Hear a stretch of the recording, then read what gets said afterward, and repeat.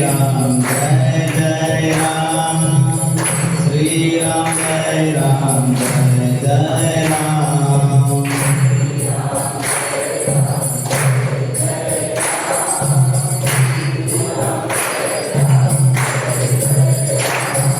श्री राम जय जय राम श्री राम जय जय राम श्री राम जय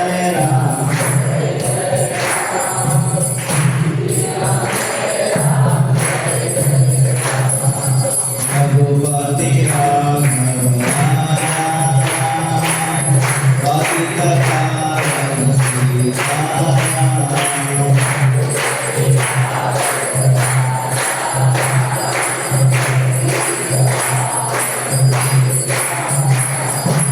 रघुपति राघव पतित पावन सीताराम रघुपति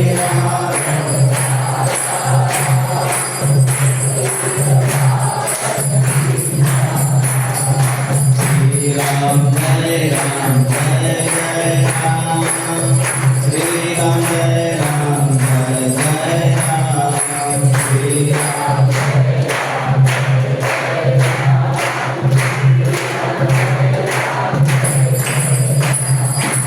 हरे कृष्णा कृष्ण कृष्ण हरे हरे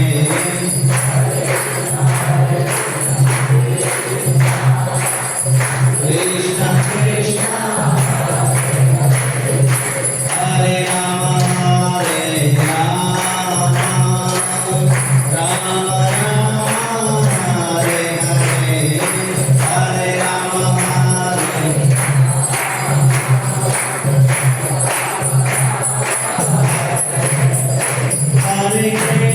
हरे कृष्ण कृष्ण कृष्ण हरे हरे हरे राम राम राम हरे हरे हरे कृष्ण हरे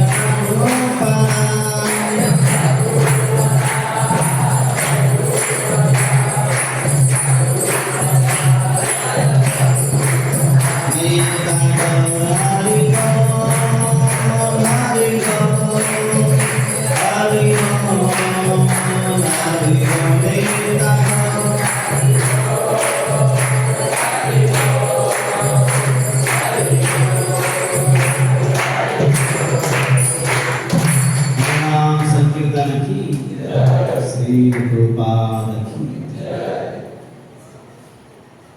ज्ञानतिमिरान्धस्य ज्ञानाञ्जनशलाकया चक्षुरुन्मिलितं येन तस्मै श्रीगुरवे नमः। हरे कृष्ण।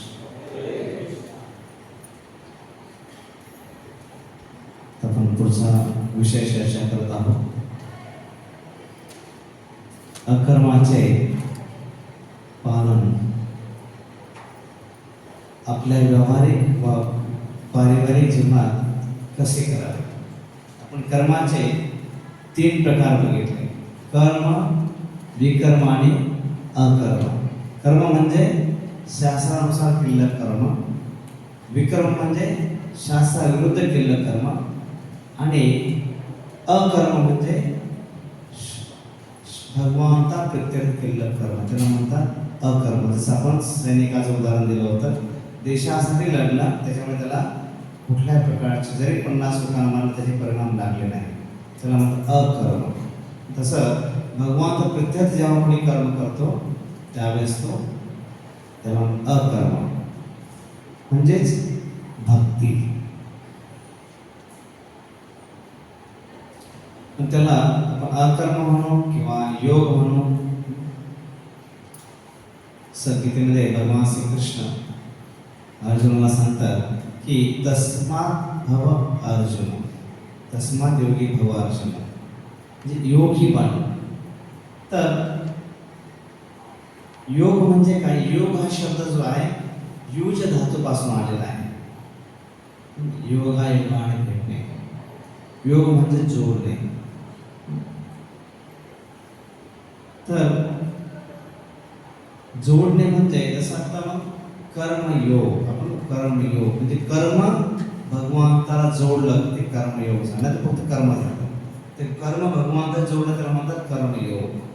भक्ती भगवंताची साठी करणं त्याला भक्ती योग. ज्ञान भगवंताबद्दल प्राप्त करणं त्याला ज्ञान योग.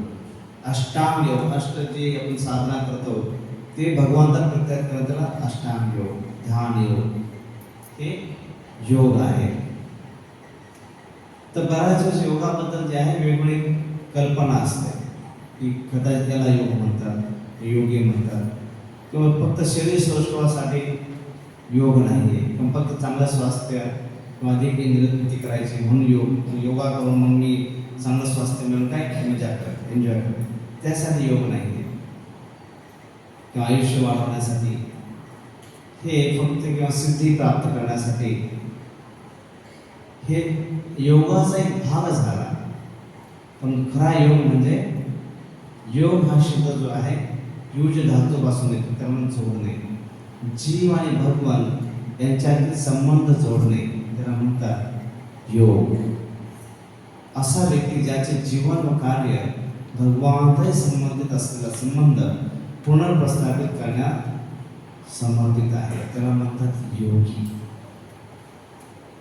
जीवन व कार्य भगवंताशी संबंधित आहे आणि भगवंता संबंध पुन्हा स्थापित करण्यासाठी. पुन्हा स्थापित का म्हटलेलं आहे? कारण की पुन्हा स्थापित तेव्हाच होतं, पुनर्निर्माण तेव्हाच होतं जेव्हा अगोदर ऑलरेडी निर्माण आहे, पण त्याचा विसर पडलाय किंवा काही तर झालंय, तर पुनर्निर्माण केलं जातं. म्हणून तसं भगवंताशी संबंध ऑलरेडी जीवाचा आहे. जीव आत्मा जो त्याचा भगवंता ऑलरेडी संबंध आहे, पण सध्या विसरलेला आहे. तसं लोहचुंबक आणि लोखंड संबंध आहे का? ऑलरेडी आहे, पण सध्या लोखंड चौचुंबकाकडे चिकट नाही किंवा आकर्षित होत नाही. का होत नाही? गंज चढलाय. गंज घासून काढला पण लोखंड लोहचुंबकाकडे आकर्षित होतं. तसं भगवंताकडे आकर्षित होणं ऑलरेडी स्वभाव आहे, पण तो आकर्षित होत नाही का? सध्या हे गंज कसला? भौतिक अनर्थ इंद्रिय तृप्ती जे आहे, भोग वासना, याचा गंज चढलेला आहे. मनुष्याचे प्रकार दोन प्रकार आहेत. एक नियमांचं पालन करणारे आणि एक नियम तोडणारे. सगळे दोन प्रकार असतात, नियम पालन करणारे, नियम तोडणारे. आता नियम पालन करणाऱ्यामध्ये कर्म, ज्ञान, अष्टांग आणि भक्ती. नियम ते शास्त्राचे नियम पालन करणारे, त्याच्यामध्ये चार प्रकार आहेत: कर्मयोगी, ज्ञानयोगी, अष्टांग योगी आणि भक्ती योगी. एक तर दोन प्रकार माणसामध्ये: नियम पालन करणं, शास्त्रानुसार वागणार, शास्त्रात विरुद्ध वागणार, नियम तोडणार. वागणारा जो शास्त्रानुसार त्याच्यामध्ये कर्मयोगी, ज्ञानयोगी, अष्टांगयोगी आणि भक्तियोगी प्रकार आहे. आता कर्मयोगी त्याच्यामध्ये पण दोन प्रकार आहेत: सकाम कर्म आणि निष्काम कर्म. कर्मयोगी आहे, पण एक आहे सकाम कर्म, म्हणजे जो करतो ते त्याला काहीतरी पाहिजे. सकाम कर्म, सकाम, काहीतरी त्यातून मिळालं पाहिजे त्या भावनेने केलं कर्म. आणि दुसरं आहे निष्काम, म्हणजे तो फक्त करायचं म्हणून करतोय. एखाद्या रस्त्यामध्ये माणूस ॲक्सिडेंट होऊन पडलेला आहे, तो फक्त त्याला उचलतो, हॉस्पिटलला घेऊन होतो, कुठल्याही मोबाईल द्यायची अपेक्षा करतो, निष्काम कर्म आहे. पण तो एखाद्या व्यक्ती एखाद्या ठिकाणी दान करतोय, सांगते कॉलेजवर माझ्या नावाची पाठी असली पाहिजे, सकाम कर्म आहे. कर्म आहे पण तो सकाम, मदत करण्याचंच काम आहे पण सकाम कर्म आहे. आणि निष्काम तो करतो आहे पण परत फेडीची अपेक्षा ठेवत, त्याला निष्काम कर्म म्हटलं आहे. दोन प्रकार आहे. त्याच्यानंतर नियम तोडणारे जे आहे त्याच्यामध्ये अश्रद्धाना पुरुषा धर्मस्य तस्य परंतप अप्राप्य मान निवर्त मृत्यू संसार. हे कसे असतात? ज्यांची या मार्गावर श्रद्धा नाही, कुठल्या आध्यात्मिक मार्गावर श्रद्धा नाही, त्यांना माझी प्राप्ती होऊ शकत नाही, कृष्ण सांगतात. म्हणून या बौद्ध जगतामध्ये जन्ममुक्तीच्या मार्गावर ते फिरत राहतात.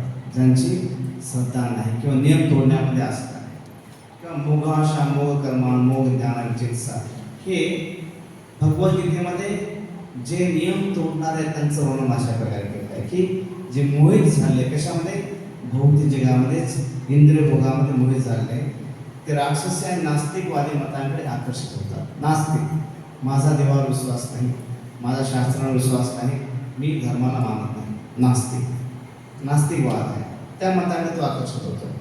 म्हणजे शास्त्रावर आपल्यावर विश्वास नाही, भगवंतावर विश्वास. का भगवंतावर विश्वास ठेवायचा म्हटलं, मग शास्त्र आले, मग नियम आले, मग नियमानुसार वागावं लागेल. मला नियमानुसार वागायचं नाही ना, नियमानुसार वागायचं पण शास्त्रच नाही. भगवंताला बाजूला केलं की शास्त्र पण नाही, नियम पण नाही, मग मी राजा आहे ना. तर हे जे आहे राक्षस वृत्ती जी आहे, नास्तिकवाद, असा मोहित अवस्थेमध्ये त्यांची मुक्तीची आशा, त्यांचे सकाम करण्याने त्यांचे ज्ञान हे सर्व निष्फळ ठरते. मृत्यूच्या शेवटी जे आहे काहीही हे कामी येत नाही. म्हणून आता नियम पालन करणारे जे त्याच्यामध्ये सकाम करणे आहे, ज्याची अपेक्षा आहे काहीतरी मिळालं पाहिजे मला, पण ते कर्मकांडामध्ये जास्त लक्ष घालतात. कसं शास्त्राचं पालन करतील, यज्ञ करतील, दान करतील, तप करतील, पण त्याच्यातून काय पाहिजे, मला सुख मिळालं पाहिजे. मी हे देवीचं व्रत करतो पण हे मला मिळालं पाहिजे, हे गणपतीचा उपवास करतो, हे मिळालं, शिवजींचे 16 उपवास करतो, हे मिळालं पाहिजे. हे काय, हे दान तप आहे, पण त्याचं काहीतरी मिळवण्याची अपेक्षा, त्याला म्हणतात सकाम करणं. आणि कधी कधी मोठमोठे यज्ञ करायचे, मग इथं काय सुख आहे, स्वर्गाजवळ तिथं अप्सरांबरोबर नाचायचं काम करतो. म्हणजे इथं नाही मिळायचं, तिकडे जाऊन सुखाची प्राप्तीची आहे. सकाम कर्म आहे. निष्काम कर्म कसं आहे, ज्याच्यामध्ये तू सर्व कर्म भगवंताला अर्पण करतो. मे सर्वाणी कर्माणि संन्यास अध्यात्मचेतसा.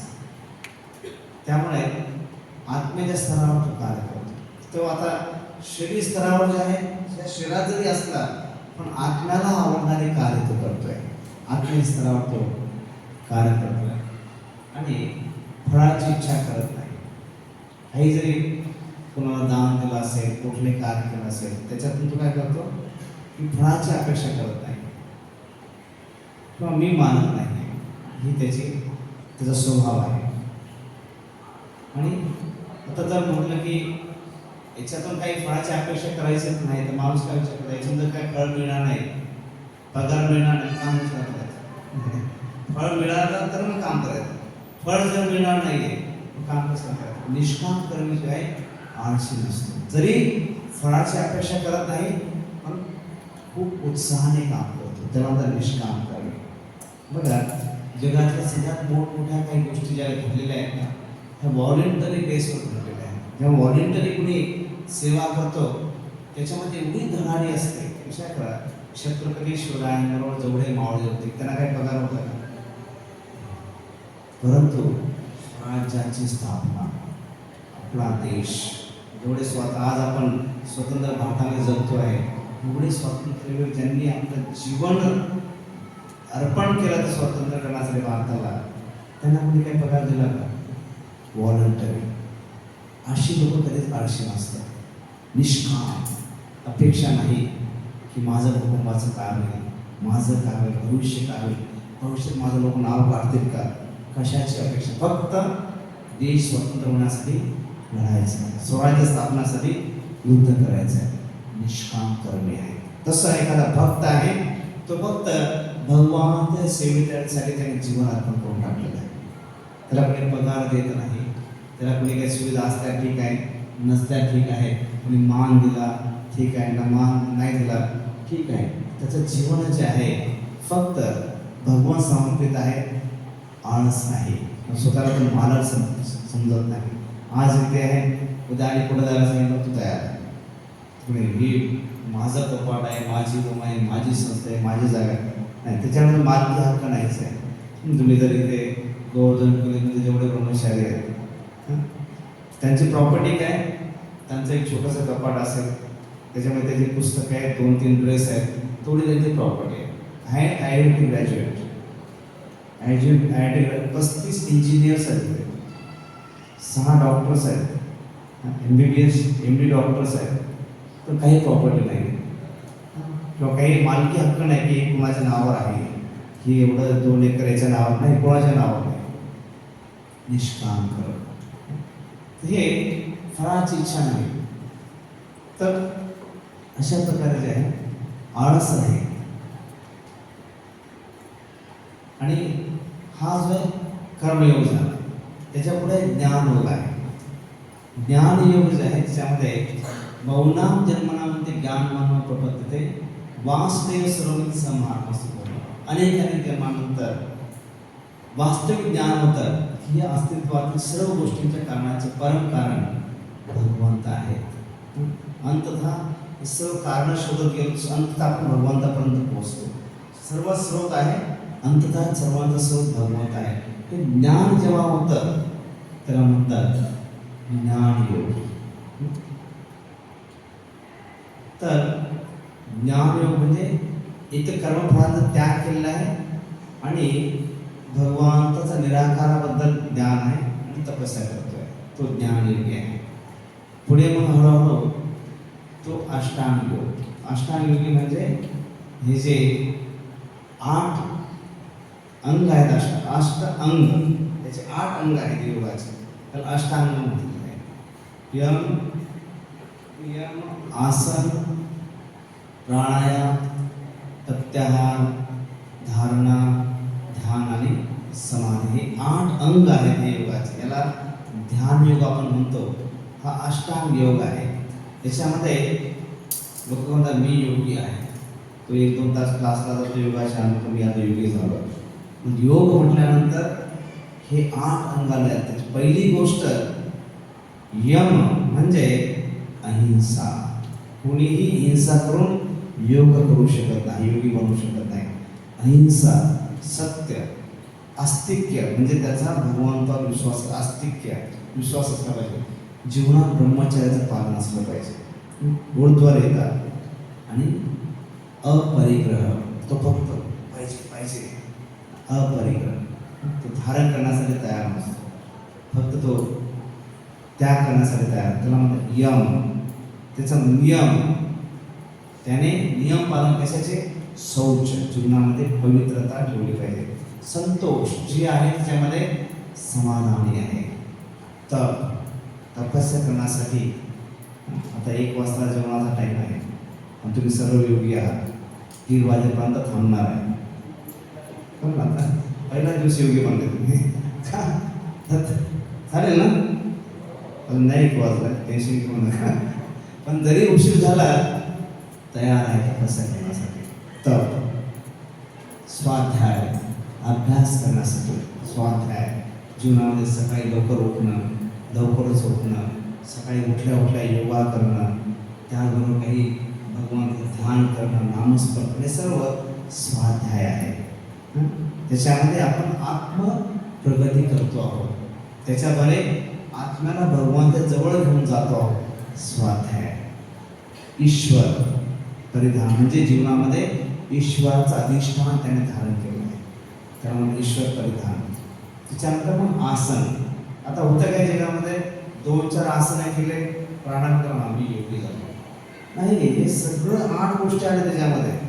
त्याला योगी बनायचं असेल तर आसन म्हणजे 64 आसन आहेत.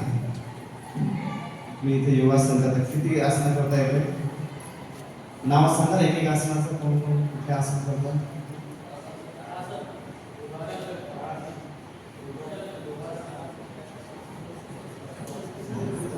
धुरासन, वृक्षासन, वृक्षासन, ताडासन, शीर्षासन करता है. शीर्षासन नाही. सूर्यनमस्कार, अनुलोम विलोम, प्राणायाम. प्राणायाम सगळं झालं.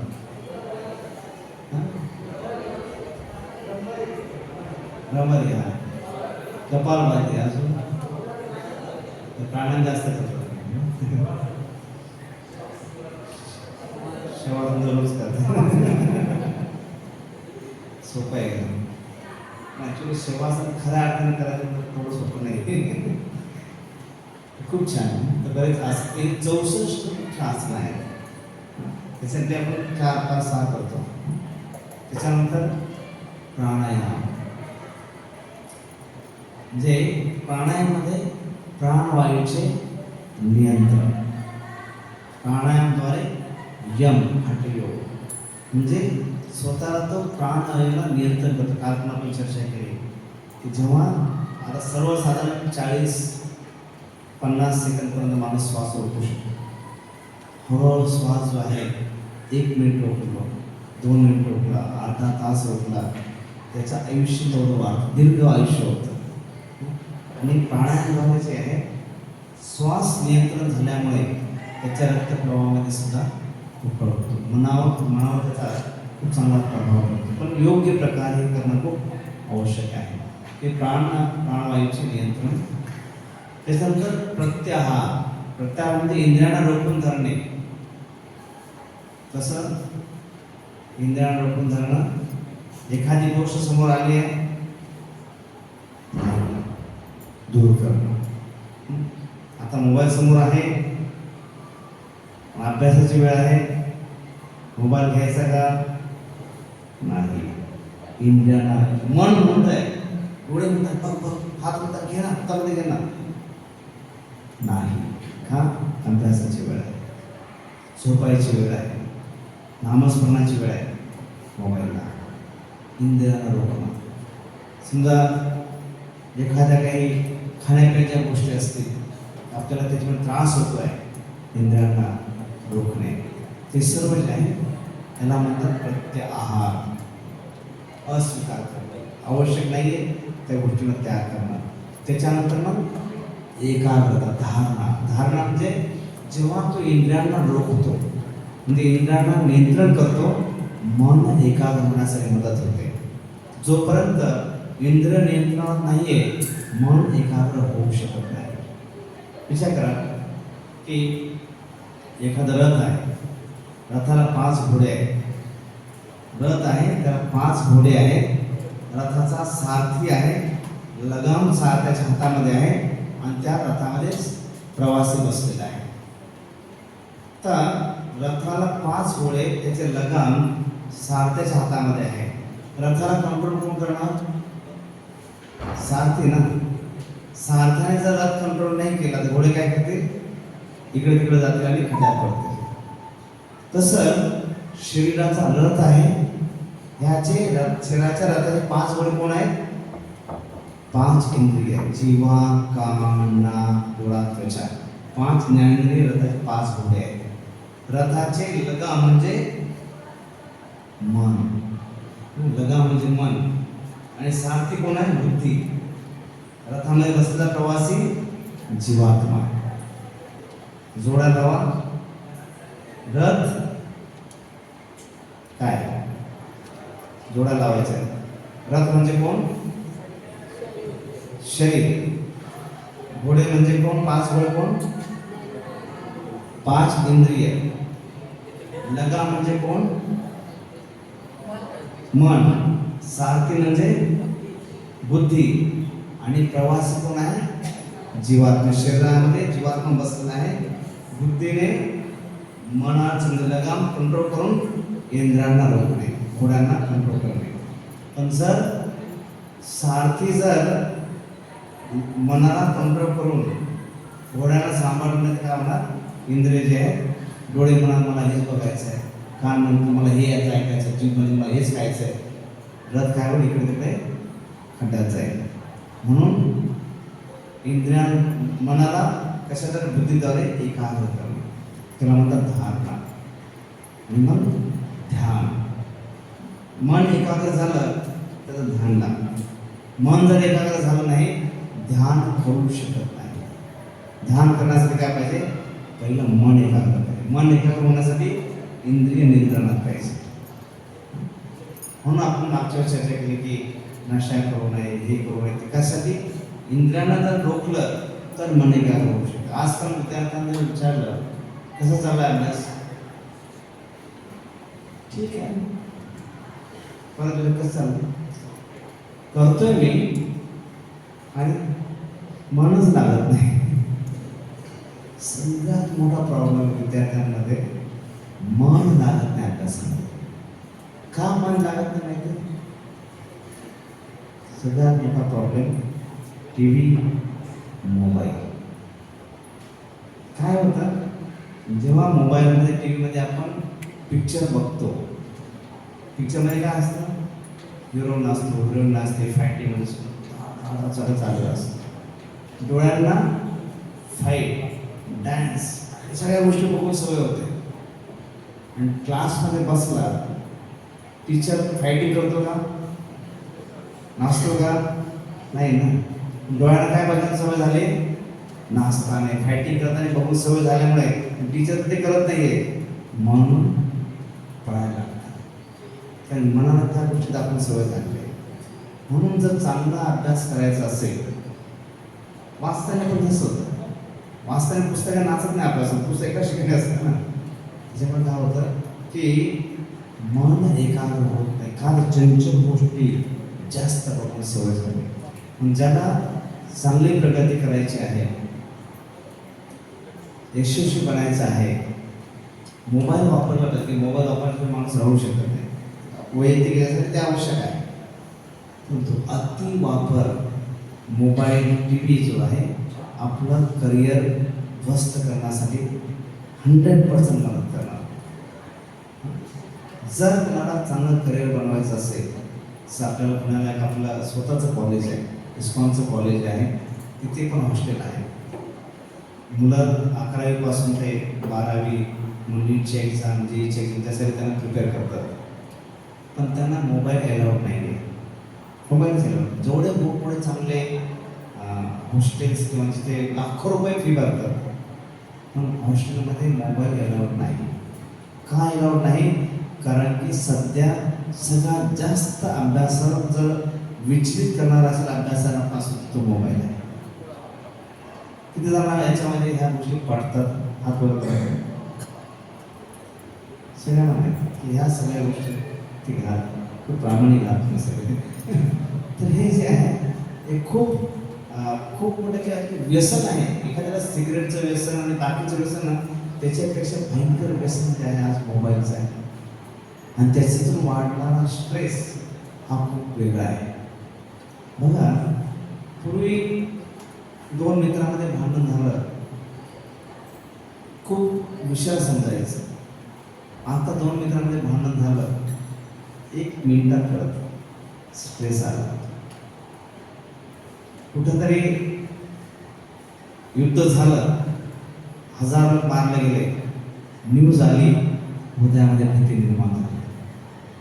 म्हणजे आपण खूप जगाच्या जवळ गेलो आहे, पण तेवढेच अनावश्यक गोष्टी सुद्धा काही आवश्यक आहेत. आपल्या करिअरसाठी काही गोष्टी, नॉलेजच्या पण गोष्टी असतील त्याच्यामध्ये, पण त्याचबरोबर अनावश्यक गोष्टी सुद्धा खूप जास्त येत आहेत. आणि त्याच्यामुळे जे आहे स्ट्रेस वाढतो आहे. नाही त्या गोष्टींचा लोड आपण आपल्या डोक्यावर घेतो आहे. जी कामं जी आहेत बाकीचं मॅनेजमेंट सांभाळू शकतं, बाकीचं आई वडील सांभाळू शकतात, गावची लोक सांभाळू शकतात, पण ते मोबाईलमध्ये न्यूज आल्याने आपण त्या डोक्यावर तो कचरा होतोय. मग सारा गावचं राजकारण आपल्या डोक्यामध्ये, अरे असं झालं असेल, तसं झालं असेल. तर त्याच्यामुळे जे स्ट्रेस पातळी जे वाढत, यंग पिढीमध्ये तर स्ट्रेस लेवल जे खूप वाढत चाललं आहे ह्या गोष्टींमुळे. म्हणून चांगलं करिअर जर बनवायचं असेल तर प्रयत्न केला पाहिजे, कमीत कमी ह्या गोष्टींचा वापर. ते एकाग्र होण्यासाठी मदत करतं. आणि मग पुढे समाधी, धारणा, ध्यान व समाधी म्हणजे संयम, की जो आता त्याला भौतिक जगाचा काहीही प्रभाव पडत नाही, काही प्रभाव पडत नाही, समाधी. एखाद्या स्त्रीच्या एखादा स्वयंपाक एवढी रमून जाते त्यामध्ये की बाहेर पाऊस पडतोय किंवा काही गोष्टी करतायत, लक्ष नाही, बस स्वयंपाक पूर्ण रमून गेले. एखादा व्यक्ती रंगोळी काढतोय, पूर्ण रमून गेलेला आहे. आणि एखादा व्यक्ती मॅच बघतोय, रमलेला आहे. तर नाश्ता आणून थोडा 2 तास नाश्ता पूर्ण करत समाधी नाही. समाधी आहे ना, ती एक समाधी आहे. तसं भगवंताच्या स्वरूपामध्ये समाधी, त्याच्याने मन शुद्ध होतं. अशा प्रकारे हे अष्टांग योग आहे. पण अष्टांग योग करण्यासाठी काय पाहिजे? समाधी, ध्यान धारणा करायचं असेल तर पवित्र जागा पाहिजे, पातळी एकदम जमिनीवर नसलं पाहिजे, वर असलं पाहिजे, आसन असलं पाहिजे, एकाग्र मन, स्थिती अविचलित असली पाहिजे, भय नसलं पाहिजे. तुम्ही जर ध्यान करायला बसला आणि त्याच्या मनात जर भय असेल तो ध्यान करू शकणार नाही. की ब्रह्मचर्य व्रताचं पालन केलं पाहिजे आणि मनावर सर्वात महत्त्वाचं नियंत्रण असलं पाहिजे. हे अष्टांग योग करण्यासाठी ही पात्रता आहे. परंतु सर्वसामान्य व्यक्तीला जे आहे ह्या गोष्टी सहजपणे सोप्या आहेत. मग त्याच्या पुढे आहे भक्तियोग. आपण पहिलं कर्मयोग, ज्ञानयोग, अष्टांग योग आणि भक्तियोग. हा सर्वोच्च योग आहे, सर्वांमध्ये श्रेष्ठ योग म्हटलेला आहे भक्तियोग. का? कारण याच्यामध्ये 3 गोष्टी आहेत: भक्त, भगवान आणि भक्ती. भक्तियोगामध्ये 3 गोष्टी कुठल्या महत्त्वाच्या आहेत? भक्त, भगवान आणि भक्ती. तर भक्ती करण्यासाठी जे आहे हा 9विधा प्रकार दिलेला आहे. 9विधा भक्ती जी आहे भागवतामध्ये वर्णन आहे. श्रवणम, कीर्तनम, विष्णू स्मरणम, पाद सेवनम, अर्चनम, वंदनम, दास, सख्यम, आत्मनिवेदनम. भक्तीचे 9 अंग आहेत. कुठल्याही एका अंगाचं आचरण केलं तरी पण तो भक्ती करू शकतो. श्रवण, कीर्तन, स्मरण, पादसेवन, अर्चना, वंदनम, दास्यम, सख्यम आणि आत्मनिवेदन. ही 9विधा भक्ती आहे. भक्तीचे 9 स्टेप्स आहेत, अंग आहेत. तर फक्त श्रवण केलं, भगवंताबद्दल ऐकलं आणि आपला उद्धार केला. परीक्षित महाराज यांनी भागवत ऐकलं. कीर्तन, फक्त शिवजी गोस्वामींनी भागवत सांगितलं आणि आपला उद्धार करून. किंवा फक्त स्मरण केलं, प्रल्हाद फक्त भगवान नारायण नारायण म्हणतो त्यांनी भगवंताचं प्रेम प्राप्त केलं. किंवा 5 लक्ष्मी देवी आहे, फक्त चरण सेवा करत असते आणि त्याने भक्ती प्राप्त. पृथ्वी महाराज फक्त अर्च मूर्तीची पूजा करतायत. अक्रूरजी फक्त वंदन प्रार्थना करून भगवंताला प्राप्त केलं. दास्य हनुमानजी, गुरुजी फक्त दास्य सेवकाच्या भावनेने सेवा करून भगवंताला प्रसन्न केलं. आणि आत्मनिवेदन, बली महाराजांनी पूर्ण आत्मसमर्पण करून भगवंताला प्रसन्न केलं. हे भक्ती, याला 9विधा भक्ती म्हणतात. कोणी जर कधी विचार केला भक्ती कशा प्रकारे करावी, हे भक्तीचे 9 अंग आहे. कुठल्या एका अंगाचं व्यक्ती आचरण करू शकतो. आणि तुकाराम सुद्धा ते वर्णन करत आहे. तर विभिन्न जे योग आहे ते अशा प्रकारे. सर्वात खाली म्हटलं तर पशुजीवन, पशुवृत्ती म्हणजे आहे माणसाचे 2 पाय 2 हात आहेत, पण तो स्वभाव पशुसारखा आहे. फक्त खायचं प्यायचं झोपायचं एवढंच खातं. जीवनाचं ध्येय काय आहे, कुठून आले, कुठे जाते, काही कल्पनाच नाही. पशुवृत्ती जीवन आहे. त्याच्यावर जे आहे हे सकाम कर्म किंवा कर्मकांड आहे. सकाम, त्याच्यावर जे आहे निष्काम कर्म, त्याच्यावर ज्ञान योग म्हणजे भगवंताचा निर्विशेष ब्रह्मज्ञानाचा अभ्यास, त्याच्यावरून अष्टांग योग आहे, त्याच्यावरून भक्ती योग आहे.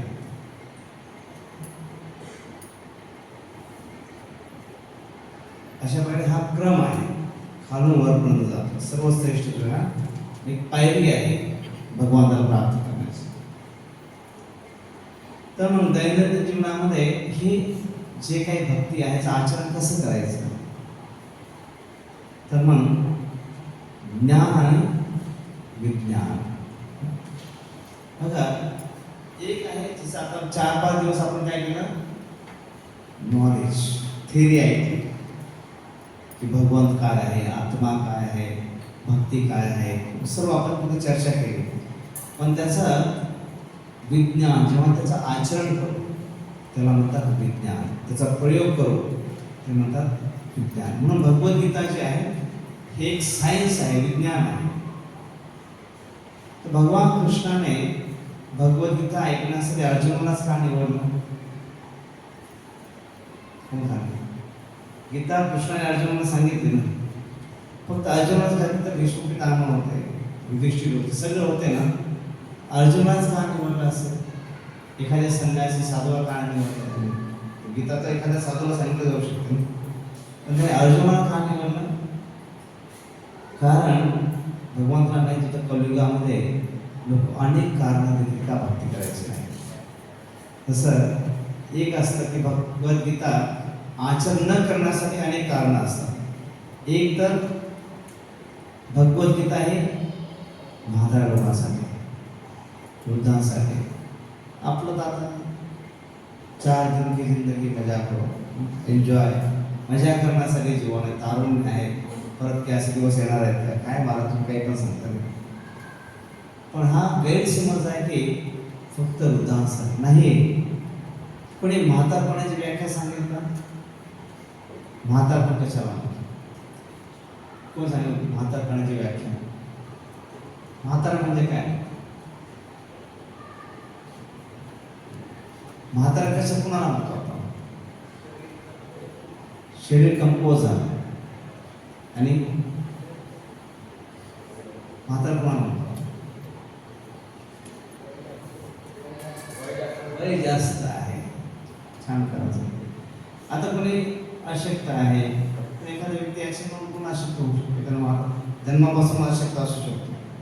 किंवा कोणाचं दात पडले म्हणून त्याला म्हातार नाही, पण दात तरी बघू शकतो.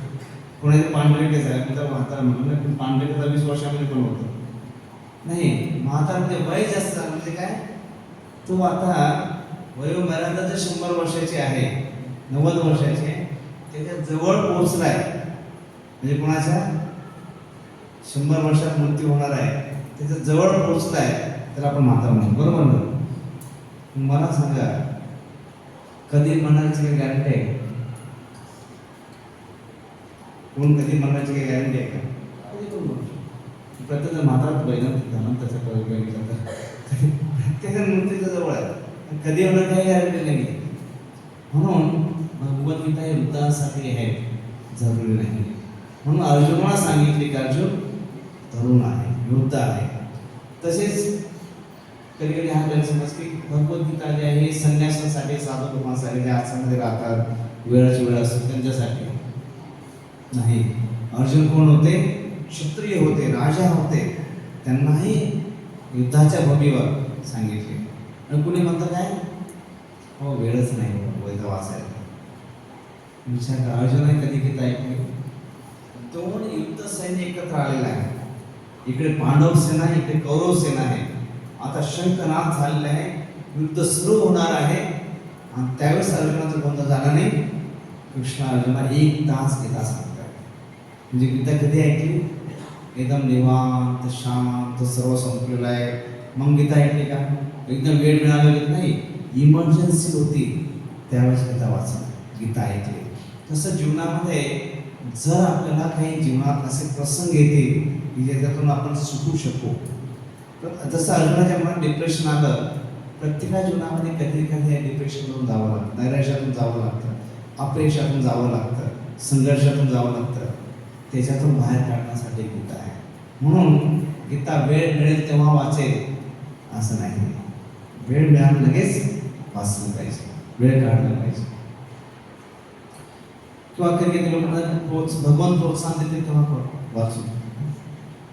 आता विचार करा की भगवंताने गीता वाच म्हणून सांगायसाठी त्याच्या घरी आलं पाहिजे का? भगवंताने भगवद्गीता ग्रंथ दिलेले आहेत, लोक दिलेत वाचायला सांगण्यासाठी, मंदिरं दिले आहेत, सर्व काय दिलेलं आहे. तरी पण माणसं काय म्हणतात? जेव्हा भगवान की इच्छा तर तर पडेल. भगवंत इच्छा झाली म्हणजे भगवान त्याच्या घरी आलं पाहिजे सांगणार तर वाच बाबा नाही. तर हे भगवद्गीतेचं ज्ञान कसं आपल्याला प्राप्त होऊ शकेल? कुठलं क्वालिफिकेशन असलं पाहिजे भगवद्गीता वाचण्यासाठी? तद्विद्धी प्रणिपाते प्रश्नस्य उपदेक्षित तिथे ज्ञान सत्वदर्शन. तद्विद्धी प्रणिपात, एक तर नम्रता असते ते प्रणिपात, नम्रता, परिप्रश्न, जिज्ञासा असते. जसं आता आपण 2-3 दिवसापासून बघतोय बरेच जण प्रश्न विचारतात, जिज्ञासा जाणून घेण्याची इच्छा, ही का असं का तसं का. आणि सेवया, सेवा करण्याची इच्छा. जसं तुम्ही जन्माष्टमीला आला होता, भरपूर सेवा केली तिथे. सेवा, त्या 3 गोष्टी ज्या आहेत जर आपल्याकडे असतील तर गीता समजायला सोपं जातं. काय? नम्रता पाहिजे, जिज्ञासा पाहिजे, जाणून घेण्याची इच्छा पाहिजे आणि सेवा करण्याची इच्छा असते. 3 गोष्टी जर असतील गीता समजायला सोपं जातं. आणि मग गीता ऐकल्यानंतर अर्जुनामध्ये काय प्रभाव झाला? नष्ट मोह स्मृती लब्ध्वा तत्प्रसादात्मयाचित स्थितोस्मी गत संधे कविष्य वचनांत. गीता ऐकल्यानंतर अर्जुनामध्ये काय झालं होतं? मोह निर्माण झाला होता की अर्जुन जे 12 वर्ष वनात राहिले होते, 1 वर्ष अज्ञातवास झाला होता, द्रौपदीचं वस्त्र घडवण्यात आलं होतं, सर्व काय राज्य हिसकावून घेण्यात आलं होतं, एवढं सर्व अपमान अर्जुनाला सहन करावे लागले होते. अर्जुन स्वर्गात जाऊन शस्त्रास्त्र घेऊन आले होते, पण तरी भीष्म द्रोणांना बघितलं अर्जुनामध्ये मोह निर्माण झाला, मी युद्ध करत नाही म्हणू लागले. आणि त्यावेळेस भगवंताने काय केलं? अर्जुनाला धनुर्विद्या शिकवली नाही. कृष्णाने अर्जुन धनुर्विद्या शिकवली नाही, पण तिथे युद्ध कौशल्य शिकवलं नाही, पण त्याला काही इंजेक्शन दिलं नाही की आता त्याच्यात तुला शक्ती प्राप्त नाही. अर्जुनाला नॉलेज दिला, अर्जुनाला भगवंताने आत्मविश्वास दिला. बराच वेळ जीवनात माणूस खचतो का? आत्मविश्वास गमावून बसतो. सुसाईड का करतो? आत्मविश्वास गमावून बसतो. त्याच्यामुळे व्यक्ती सुसाईड करतो, निराशा जातो, डिप्रेशनला जातो. भगवंताने इथे अर्जुनाला आत्मविश्वास दिला. तू करू शकतोस अर्जुन, हे तू पुढे जाऊ शकतो, युद्ध करू शकतो, हा आत्मविश्वास दिला. आणि मग अर्जुनामध्ये तो जोश, तो आत्मविश्वास आला आणि अर्जुनाने युद्ध जिंकून महाभारताचे हिरो बनले. तसं जीवनामध्ये भगवद्गीतेचं ज्ञान जे आपल्या जीवनामध्ये गोंधळ आहे, दुःख आहे, डिप्रेशन आहे, याच्यातून बाहेर येण्यासाठी ही गीता आपल्याला मदत करते. तसेच गीता समजण्यासाठी आपल्याला काय प्रामाणिक गुरु गेलं पाहिजे. आपण प्रामाणिक गुरुची योग्यता काय? कोणाकडे आपण गीता समजण्यासाठी नाही, ती व्यक्तीचे परंपरेमध्ये असलं पाहिजे. तसेच इंद्रायण निग्रह असला पाहिजे, भगवंताच्या सेवेत असले पाहिजे, शास्त्राचा सार त्यांना, जरी प्रत्येक श्लोक पाठ नसेल, शास्त्राचा सार त्यांना माहीत असलं पाहिजे. स्वतःच्या आचरणाने शिकवणं, म्हणजे आचार्य जी स्वतःच्या जीवनामध्ये आचरण करते म्हणून लोकांना सांगते, त्याला म्हणतात आचार्य. स्वभाव कसा असला पाहिजे? वाचो वेगम मनसात्वग वेगम जीवा वेगम दर्पस्थ वेगम एतान वेगान विषय दिला सर्वांका पृथ्वीचं शिष्य. त्याचं जिभेवर नियंत्रण आहे, त्याच्या मनावर नियंत्रण आहे, क्रोधावर नियंत्रण आहे, हे सर्व जे आहे त्याला म्हणतात आचार्य. आणि मग ते 4 संप्रदाय आहेत ज्याच्यातून आपण ज्ञान प्राप्त करू शकतो. हे आध्यात्मिक विषय आहे. सर्वात पहिलं कृष्णाने ज्ञान चौघांना दिलं. कोणाला दिलं? ब्रह्माजीला दिलं, लक्ष्मीला दिलं, शिवजीला आणि चतुष्टोमाला दिलं. त्याच्यानंतर हे 4 संप्रदाय जे आहेत पुढे आले. ब्रह्माजीने ब्रह्म संप्रदाय, लक्ष्मीपासून श्री संप्रदाय, शिवजीपासून रुद्र संप्रदाय आणि चतुष्टोमापासून कुमार संप्रदाय. आणि त्यांचे मोठे आचार्य झाले भविष्यामध्ये. ब्रह्म संप्रदायामध्ये मध्वाचार्य झाले, त्यानंतर लक्ष्मी संप्रदायामध्ये रामाचार्य आले, शिवजींचा जो रुद्र संप्रदाय त्याच्यामध्ये विष्णुस्वामी आले, आणि चतुष्कुमार जे आहे त्यांच्या कुमार संप्रदायाच्या त्यामध्ये निंबार्काचार्य महान संत त्या संप्रदायामध्ये पुढे आले. आणि आपण जे ज्ञान प्राप्त करतोय, गीता वाचतोय, शिकतोय, ती परंपरा आहे ब्रह्ममध्व गौडी संप्रदाय. भगवान कृष्णाने ज्ञान ब्रह्माजीला दिलं, ब्रह्माजीने नारदांना दिलं, नारदाने व्यासांना दिलं, व्यासांनी मध्वाचार्यांना दिलं, मध्वाचार्यापासून चैतन्य महाप्रभू, तिथून मग गोस्वामी आले, मग जगन्नाथ बाबाजी, भक्तिवंत ठाकूर, भक्तिसिद्धांत सरस्वती, मग पुढे श्रील प्रभुपादचे ही परंपरा जी, त्यामध्ये श्रील प्रभुपादचे 32वे गुरु आहेत. भगवान कृष्णापासून ही परंपरा चालत आली. 32वे गुरु जे आहेत ते श्रील प्रभुपाद. त्यामध्ये अनेक महान संत होऊन गेले. मुख्य जे आहेत आचार्यांचं ते वर्णन करत आहेत. अशा प्रकारे तर गुरुची योग्यता परंपरेत असलं पाहिजे, भगवंतावर विश्वास असला पाहिजे, ज्ञान असलं पाहिजे, पण शिष्याची पण काही योग्यता आहे.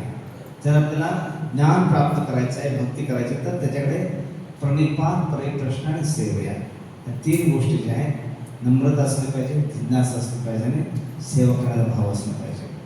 तर मग हे जे मंदिर जे आहे, आपण मंदिरामध्ये जातो, मंदिराचा उद्देश काय असला पाहिजे? ते म्हणजे मंदिर हे जसे की युनिव्हर्सिटी आहे, मंदिर सुद्धा एक युनिव्हर्सिटी आहे. जेव्हा आपण इथे युनिव्हर्सिटीमध्ये येतो, आपण इथं ज्ञान घेतो आणि हे ज्ञान आपल्या जीवनामध्ये उतरवतो, त्याचा वापर करतो. तसं मंदिरमध्ये गेल्यानंतर तिथे ज्ञान घेणं, त्याच मंदिरामध्ये कुठे करायचं फक्त काय असतं, मूर्ती आहे, अगरबत्ती वाळतो, नारळ पडतो, झालं. पण मंदिर म्हटलं की तिथे नॉलेज दिलं गेलं पाहिजे. मंदिर हे वेदिक युनिव्हर्सिटी आहे, त्यासाठी मंदिरांची स्थापना केली जाते. मंदिरमध्ये गेल्यावर 4 गोष्टी आपल्याला कळत आहेत. एक तर भक्तांसंग आपण करतो, असत्संगापासून दूर राहतो. जसं इथे आता आपण 2-3 दिवसापासून चर्चा करतो आहोत, बऱ्याच गोष्टी करून नाही जीवनामध्ये ते आपण ऐकतो आहोत. त्याचा परिणाम काय होतो हे आपण ऐकतो, त्याचे परिणाम काय असतात ते चर्चा करतो आहोत. गुरुद्वारे मंदिरात गेल्यानंतर एकदा संगत करणं, वाईट गोष्टींपासून दूर राहणं, गुरुद्वारे मार्गदर्शन स्वीकारणं. आणि जसं मंदिर हे एक हॉस्पिटल प्रमाणे, कुठलंही हॉस्पिटल चांगलं आहे कशावर ओळखलं जातं? हॉस्पिटल चांगलं आहे कशावर आपण ओळखतो? हॉस्पिटलची बिल्डिंग खूप नवी आहे, त्याच्यात आलेल्या मशिनरी यंत्रणा फ्रेश, नवीन, हाय टेक्नॉलॉजी वापरलेली आहे, सर्व चांगलं आहे. पण नक्की हॉस्पिटल कशावर चांगलं म्हणून आपण? बिल्डिंग चांगली आहे, मशीन चांगली म्हणून कशावर?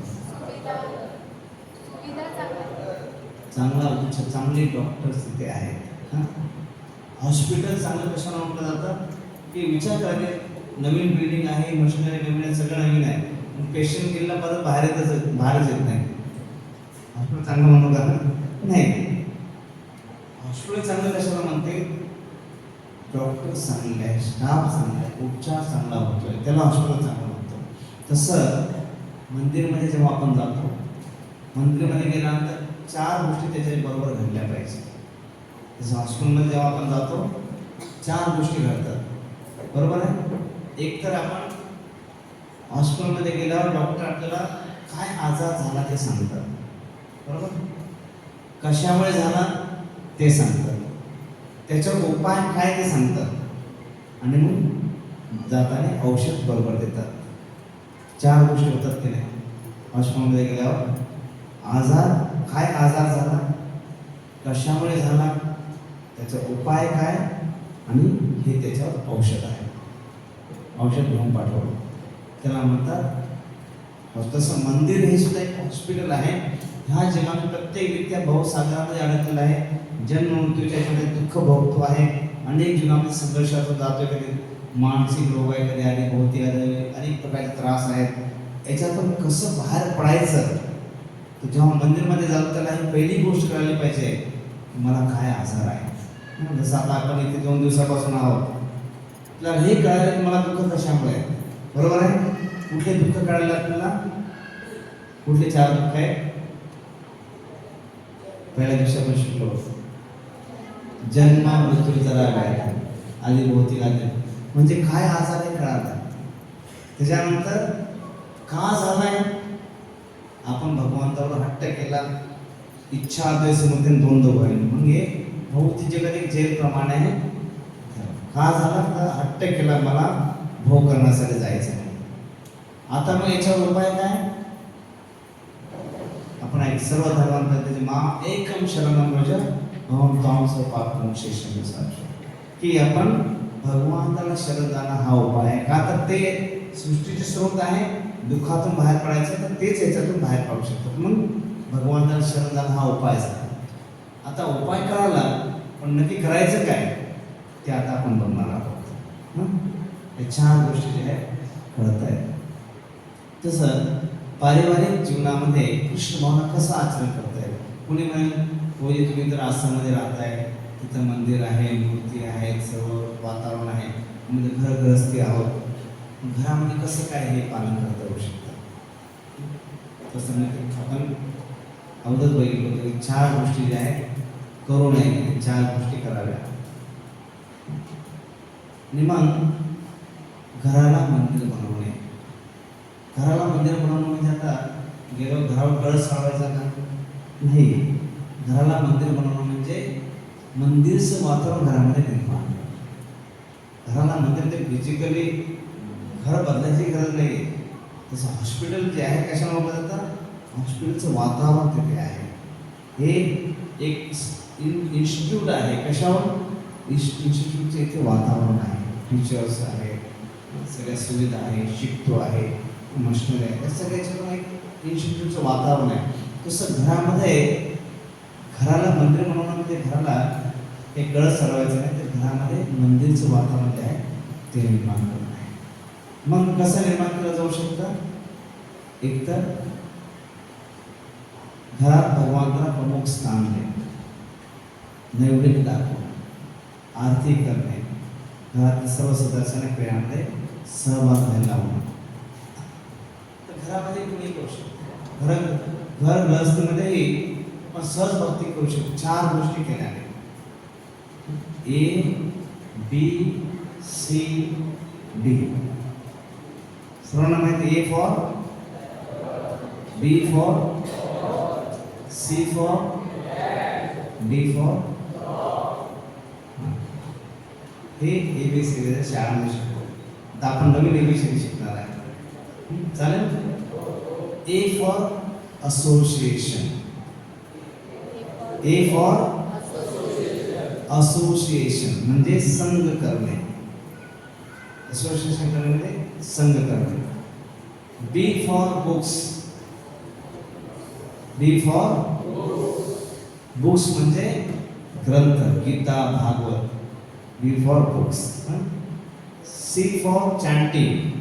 C फॉर चॅन्टिंग म्हणजे नामस्मरण करणे. हरे कृष्ण कृष्ण कृष्ण हरे हरे, हरे राम राम राम हरे हरे. आणि D for diet. D for diet म्हणजे भोजन करणे. प्रसाद खायचं तर प्रसादच खायचं, तर म्हणून डाएट. तर D for diet. A for म्हणजे काय, भक्तांचा संग करणे. B फॉर म्हणजे कुठले पुस्तक, ग्रंथ, Gita, Bhagavat. C for chanting म्हणजे कुठला जप करायचा, कुठला मंत्र जप करायचा.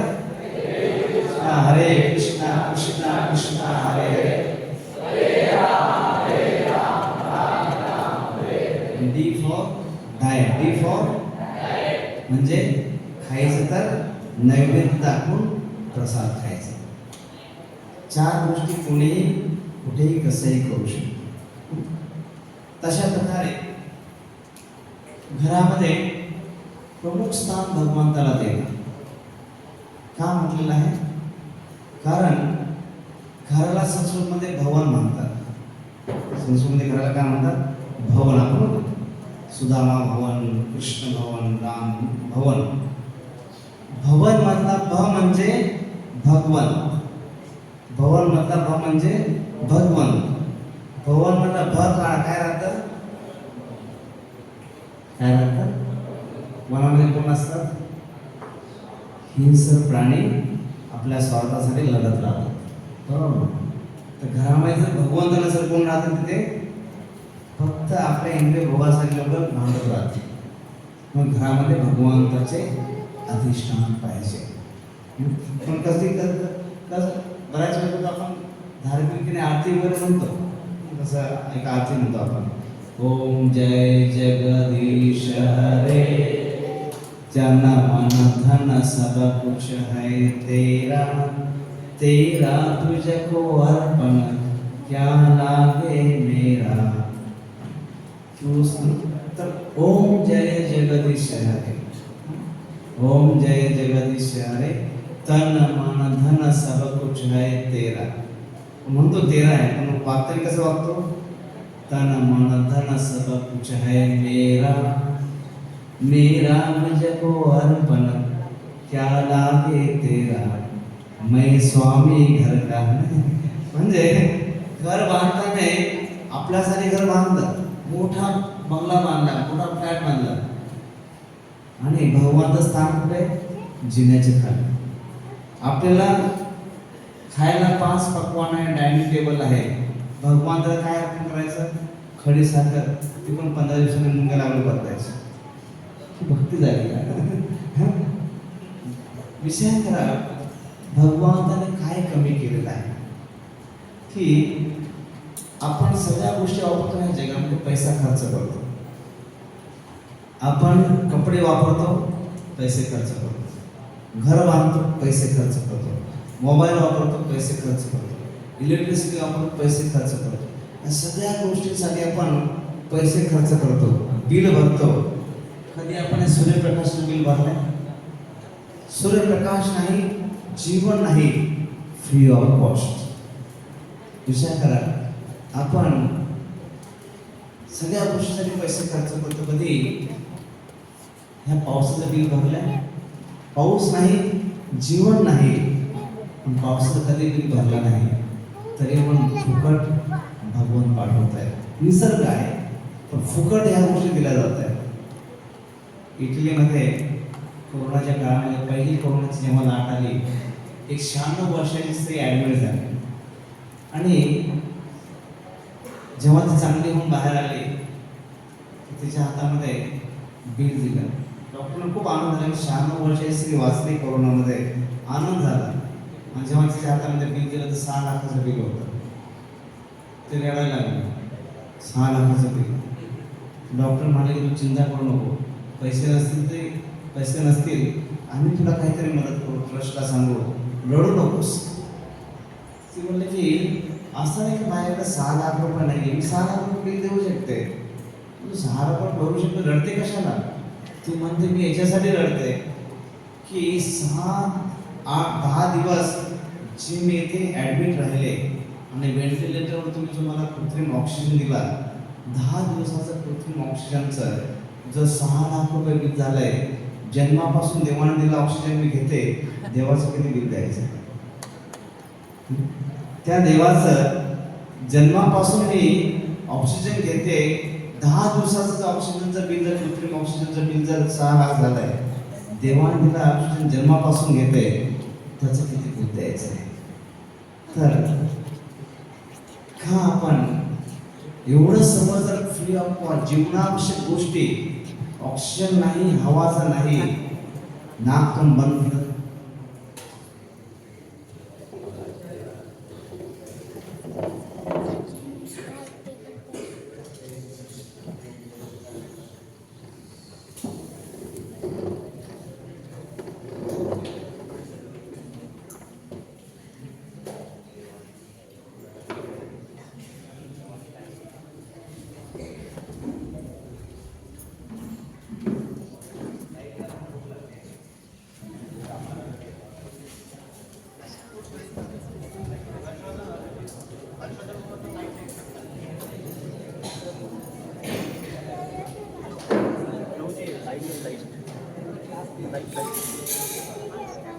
लगेच घ्या.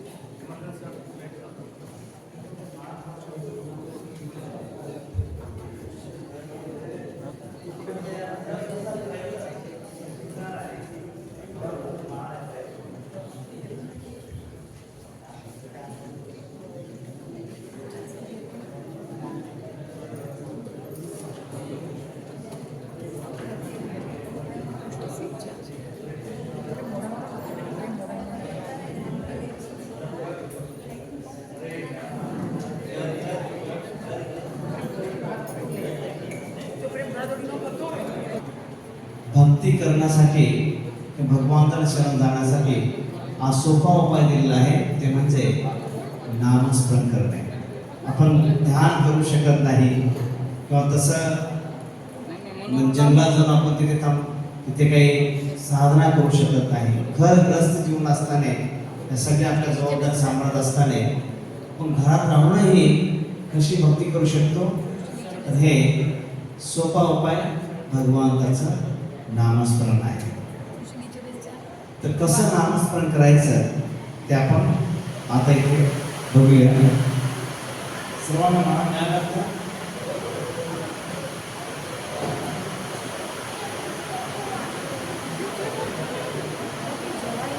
एक्स्ट्रा आले असतील तर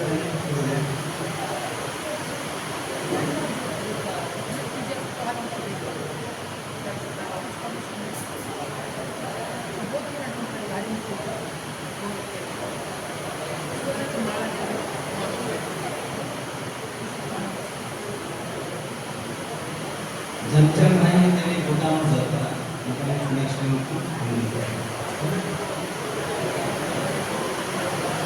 सर्वांनी लक्ष द्या. जप करताना आहे हे नामस्मरण जे आहे अभिन्नत्व नाम नाही. भगवंताचं नाव आणि भगवंत अभिन्न आहे. जेव्हा आपण भगवंताचं नाव घेतो त्यावेळेस प्रत्यक्ष भगवंत त्या नामाच्या रूपामध्ये प्रकट होत आहे. आणि जेव्हा ते आपण कानाने ऐकतो, जसं आपण ऐकतो तसा आपला स्वभाव बदलतो. आपण जर आनंदाची गोष्ट ऐकली आपलं हृदय आनंदाने भरून जातं. दुःखाची गोष्ट कानाने ऐकली की हृदय आपलं दुःखाने भरून जातं. तुम्ही म्हणाले मित्राचा ॲक्सिडेंट झाला, लगेच हृदय दुःखाने भरून गेलं. तुम्हाला पहिला नंबर आला, लगेच हृदय आनंदाने. जसं आपण ऐकतो तसं आपला भाव बदलतो.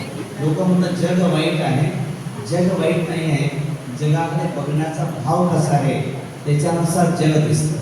लाल गॉगल घातला लाल दिसतं, पिवळा गॉगल घातला पिवळं दिसतं. जसं हृदयामध्ये भाव असेल, हृदयामध्ये जर ईर्ष्या द्वेष असेल, सर्व त्या भावनेने आपण बघतो. हृदयामध्ये जर काम वासना असेल त्या भावनेने बघतो. क्रोधी भाव असेल त्या भावनेने जग दिसतं. हृदयामध्ये जर भगवत प्रेम असेल तर भगवत प्रेमाच्या भावनेसारखं जग दिसतं. कोणी शत्रू जगात राहत नाही.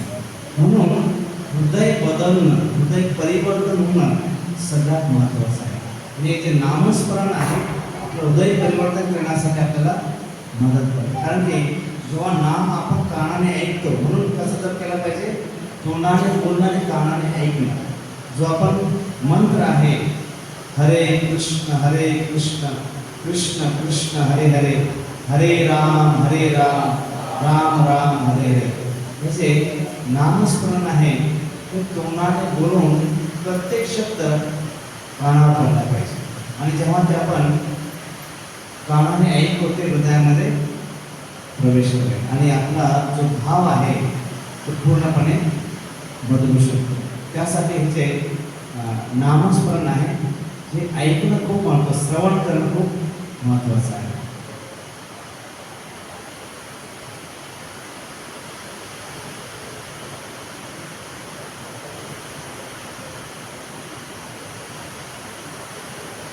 प्रत्येक शब्द आपण बोलून कानाने ऐकायचं आहे.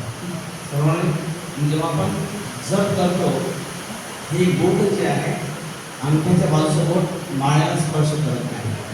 कारण की हे जे अहंकाराचं बोट आहे, बऱ्याच वेळेस बोट जे आपण हा असा तसा याच्यासाठी वापरतो, म्हणून ते अहंकाराचं बोट समजलं जातं. ते माळ्याला स्पर्श करत नाही.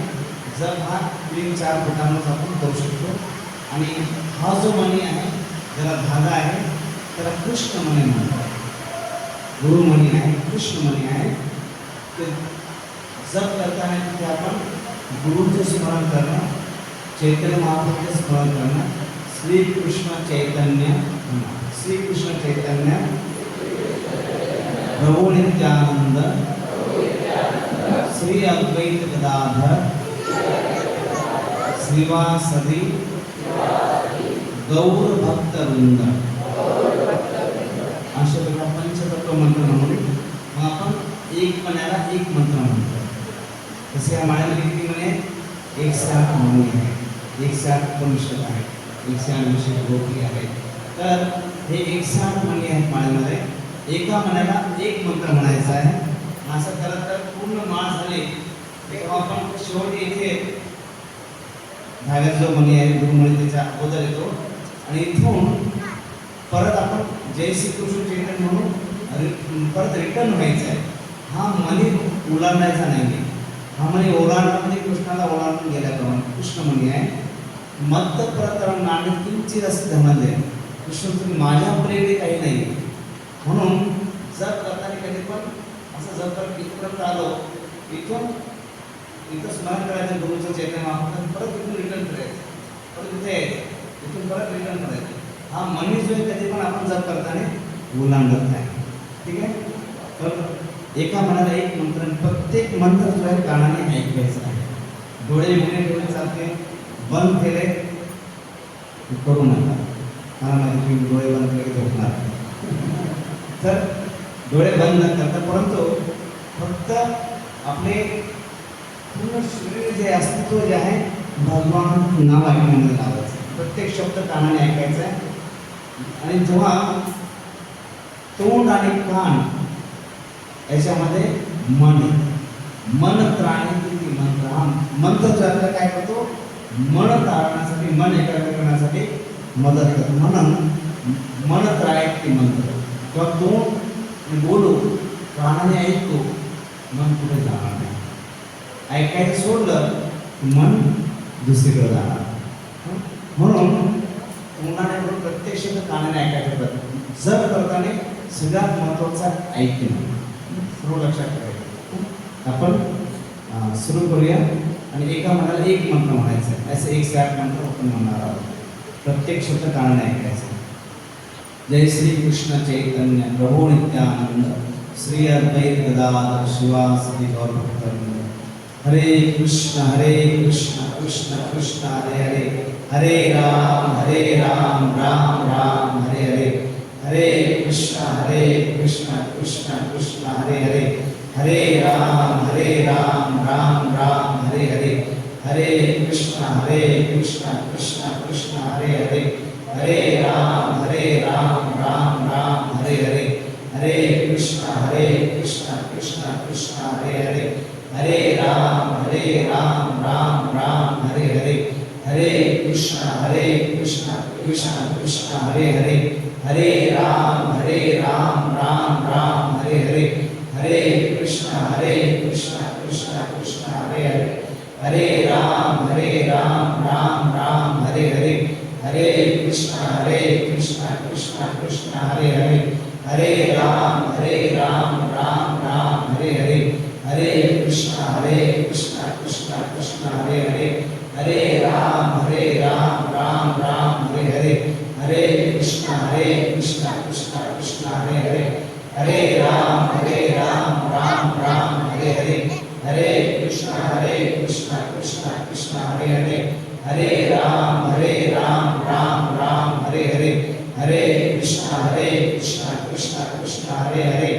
हरे राम राम राम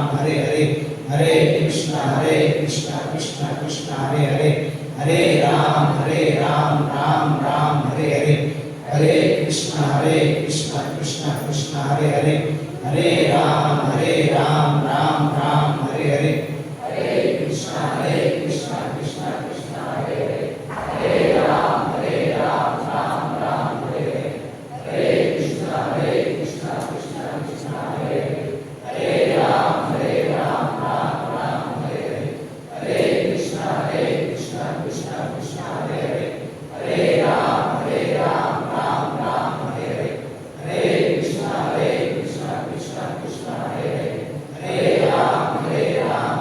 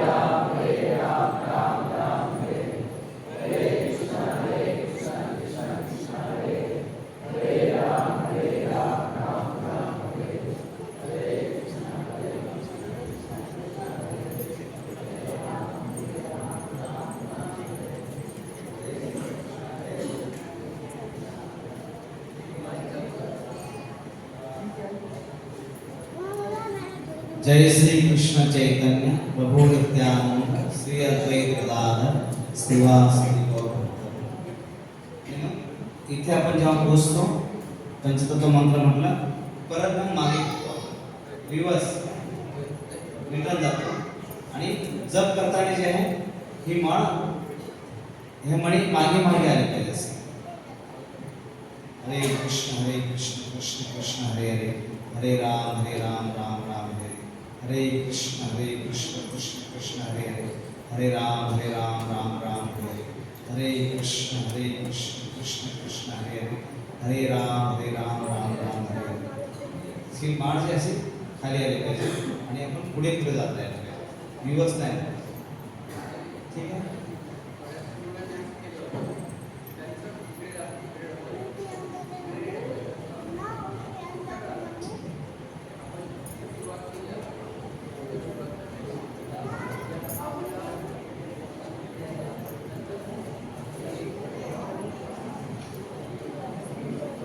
ठीक आहे. सर्वांना समजलं जप करण्याचं कसं आहे? सर्वांना आवडलं जप करायला? शाबास. विचार करा, भगवंत जर एवढ्या जीवनावश्यक गोष्टी जर सर्व फुकट देत आहे, विनामूल्य देत आहे, तर आपलं कर्तव्य आहे की भगवंतासाठी थोडा वेळ काढणं. थोडा वेळ काढून एक कमीत कमी एक माळ तरी जर भगवंत आपल्याला विनामूल्य सूर्यप्रकाश देत आहे, विनामूल्य 4 मिनिटं नाक करून बंद करत गुलमरून बनवून जाईल, ही हवा भगवान फुकट देत आहे. तिथे जर मला वाटतं की भगवंतासाठी थोडा वेळ काढून आपण रोज जप केला पाहिजे. हात वर केला पाहिजे, रोज कमीत कमी एक माळ तरी करायला तयार आहे. तुम्ही साधू समोर वचन दिलंय, खोटं बोलायचं नाही. सर्व करा रोज. ठीक आहे. तर ज्यांना ज्यांना रोज जप करायचं आहे त्यांनी माळ तुमच्याकडेच ठेवा. तुमच्या जप करण्यासाठी कसलंही बंधन नाहीये, कोणीही जप करू शकतो. फक्त जप माळ जे आहे कुठेतरी तुम्ही इथे तुमचं जिथे रूम असेल तिथे कुठं देवाला असेल किंवा फोटो असेल कुंडीला टांगून घेऊ शकता. फक्त माळ जे आहे कुठे बाथरूममध्ये वगैरे जाताना घेऊन जात नाही. आपण कुठे रूममध्ये स्वच्छ ठिकाणी माळ ठेवू शकता. बाकी जप करण्यासाठी मी खातो, मी पितो, मी जप कसा करू, ते काही बंधन नाही. जप कोणी करू शकता, त्यासाठी काही बंधन नाही. फक्त माळ शुद्ध पवित्र ठिकाणी ठेवायचे. एक लक्षात ठेवायचं, मी काही खाल्लं केलं मग मी जप केला आणि मग पाप लागेल असं नाही आहे. सूर्य जेव्हा प्रकाश खाली पडतो, खालच्या घाणीमुळे सूर्य खराब होत नाही, सूर्यप्रकाशामुळे घाण शुद्ध होते. तर आपल्यात जरी काही दोष असेल तर आपल्या अशुद्धतेमुळे हरिनाम अशुद्ध होणार नाही. हरिनामाच्या शुद्धतेमुळे आपल्यात काही जर अवगुण असते, दोष असते, ते निघून जाते. म्हणून जप करायचं आहे. आपलं चित्त शुद्ध करण्यासाठी, आपला भगवंतासमोर पुनर्स्थापित करण्यासाठी आपल्याला हा जप करायचा. तर सर्वांना विनंती आहे, हे औषध आहे. आपण काय बघितलं होतं हॉस्पिटलमध्ये गेल्यावर, रोग कसा झाला, त्याचा उपाय काय आणि मग औषध काय. हा भवरोग आहे, जन्म मृत्यूच्या चक्रामध्ये आपण 84 लाखांमध्ये अडकतो, दुःख भोगतो आहोत. आता उपाय काय आहे? भगवंताकडे परत जाणं. कसं जायचं? उपाय काय, औषध काय? तर भगवंताचं रोज नामस्मरण करणं. नामस्मरण केल्याने आपली चित्त शुद्ध होतं आणि त्यामुळे काय होतं, आपल्याला भगवंताबद्दल ओढ निर्माण होते. ह्या जगातले संघर्ष जे आहेत हळूहळू नगण्य वाटायला लागतात.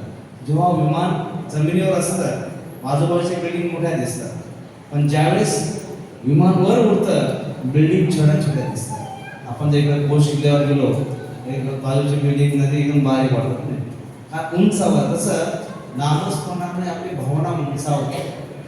आपण भगवानाच्या जवळ गेल्यामुळे उंचावल्यामुळे काय होतं की आपला जो भौतिक जगातले संघर्ष आहे किंवा काही गोष्टी आहेत, काय बघण्याचा दृष्टिकोन बदलतो आणि ह्या जगातले संघर्ष दुःख सुद्धा सहज लहान लहान वाटायला लागतं. माणसा जीवनातलं नैराश्य किंवा डिप्रेशन जे आहे आपोआपच कमी होऊ लागतं. खूप खूप धन्यवाद. खास करून सर्व शिक्षक वर्ग आहे त्यांनाही धन्यवाद, मॅनेजमेंटला धन्यवाद आणि विशेष करून सर्व विद्यार्थी तुम्ही 4 दिवस आपण सातत्याने इथे 3 तास कधी 2 तास कधी आज तर जवळजवळ 4 तास 5 तास आपण इथे सकाळपासून आहोत आणि शांत चित्ताने तुम्ही ऐकण्यासाठी वेळ दिला, तुमचं लक्ष दिलं, त्याबद्दल आपल्या सर्वांचे पुन्हा पुन्हा खूप खूप धन्यवाद.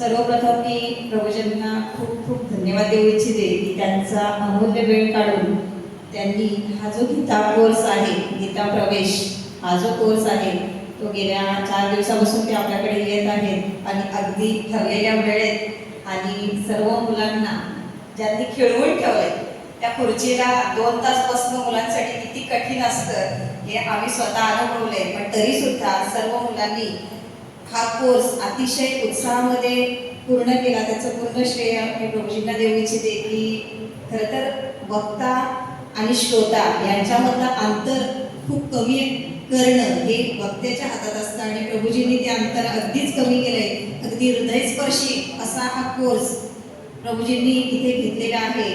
तर आज 2 गोष्टींचं औचित्य आहे. एक म्हणजे आज शिक्षक दिन आहे 5 सप्टेंबर आणि ज्या गुरूंनी गेल्या 4 दिवसापासून आपल्या समवेत हा कोर्स किंवा हा जो गीता प्रवेश आपल्याला करून घेतलेला आहे.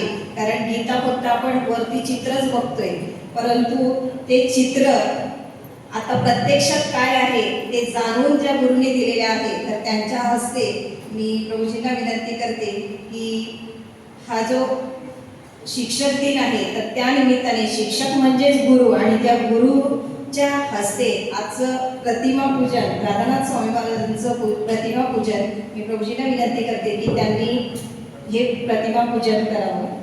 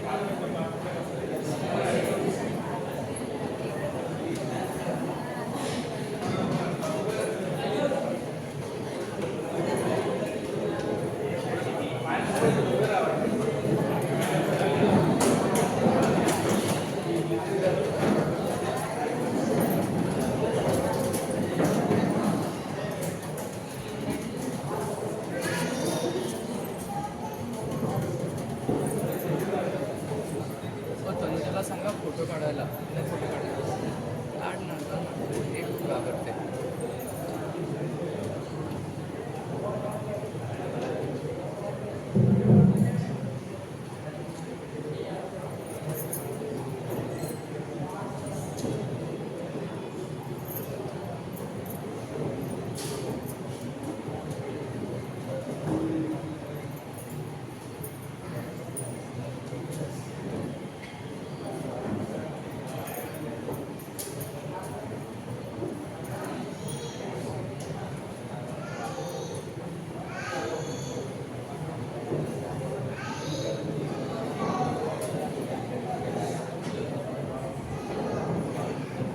सर्व विद्यार्थ्यांनी आसनस्थ व्हायचं आहे.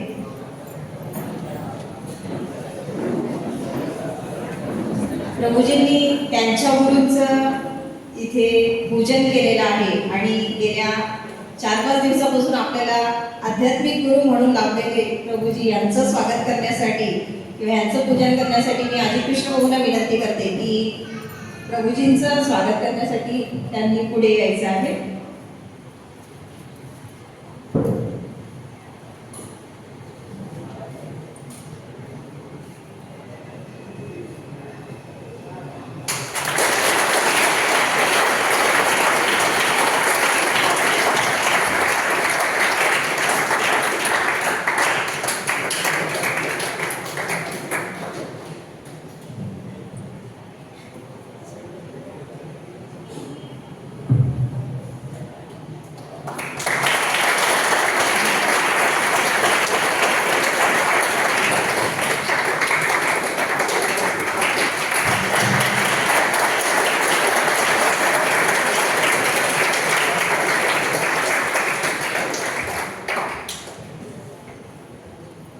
गुरुचं आपल्या जीवनातील स्थान काय असतं हे जर बघायला गेलं तर खरं तर ज्ञानोबांच्या भाषात जर बघितलं तुम्ही तर सद्गुरूसारखा असता पाठीराखा इतरांचा लेखा कोण करी राजयाची कांता काय भीक मागे मनाची या जोगे सिद्धी पावे कल्पतरू तळवटी जो कोणी बैसला काय होणे त्याला सांगे तुझी ज्ञानदेव म्हणे तरलो तरलो आता उद्धरलो गुरु कृपे. त्या गुरुच्या कृपेने ज्ञानोबाराय म्हणतात की मी स्वतः उद्धरून गेलोय.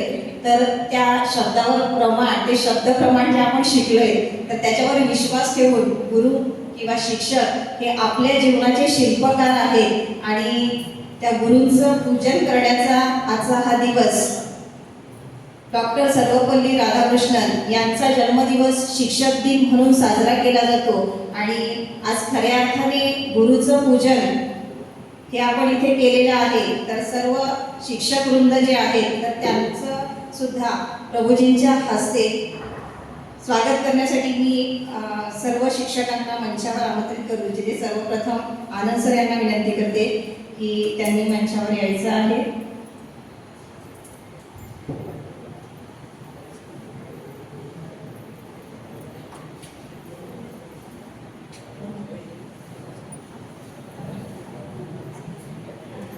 टाळ्या वाजवायच्या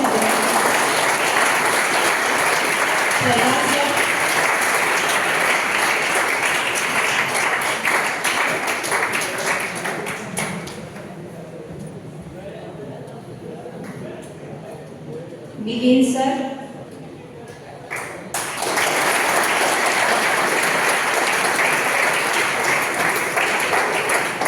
Suryakant sir,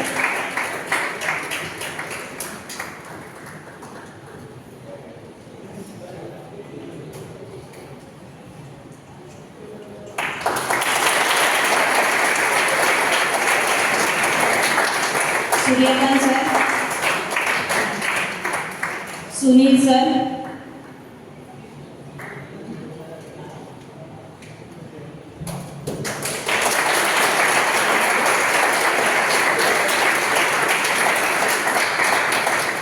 Jeevan sir,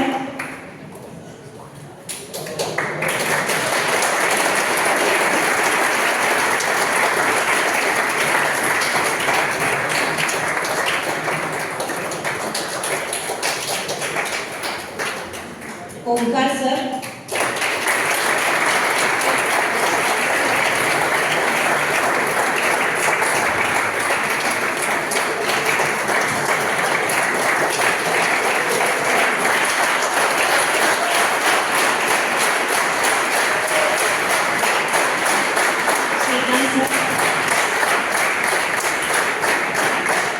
Shrikant sir,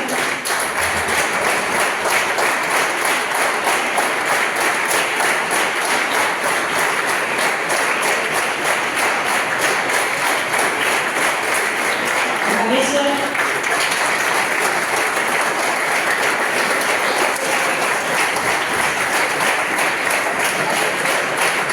Vivek sir,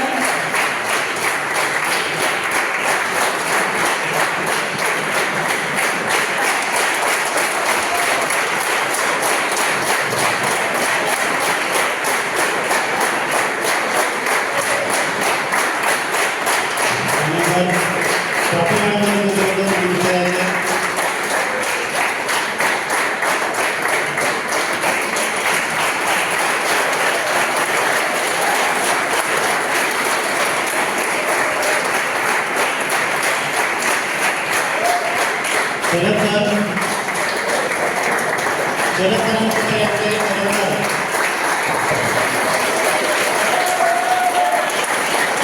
नंतर विद्यार्थ्यांनंतर मुलीकडे आदित्य विद्यार्थी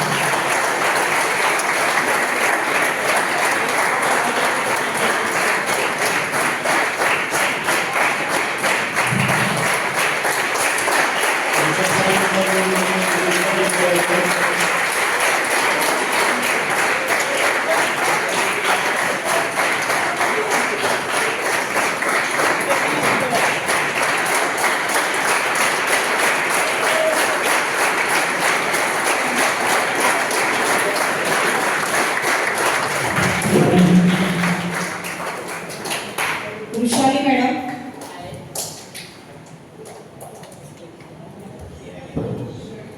वृषाली मॅडम, किट्टी माताजी, Ganesh sir,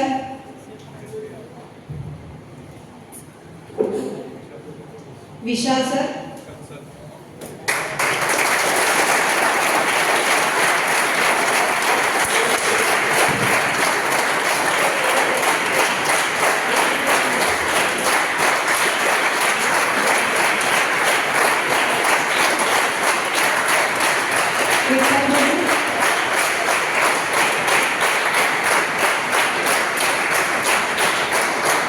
Sakshi madam,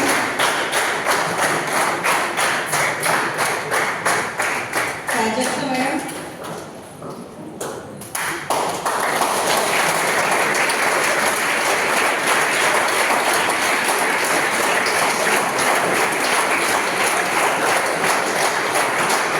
Harshala madam, Tanuja madam,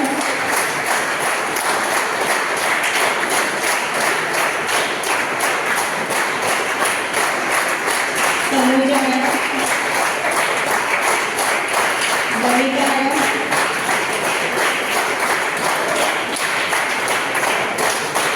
Swati madam,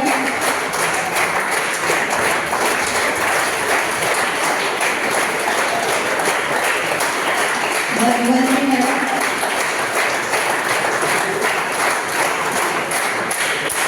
Dhanvanti madam, Monali madam,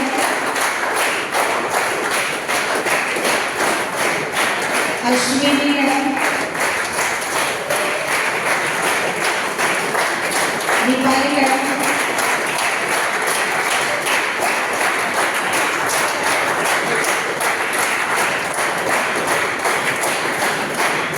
Sonali madam,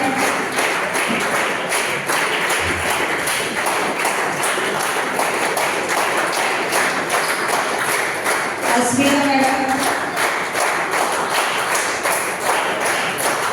प्रणाली मॅडम,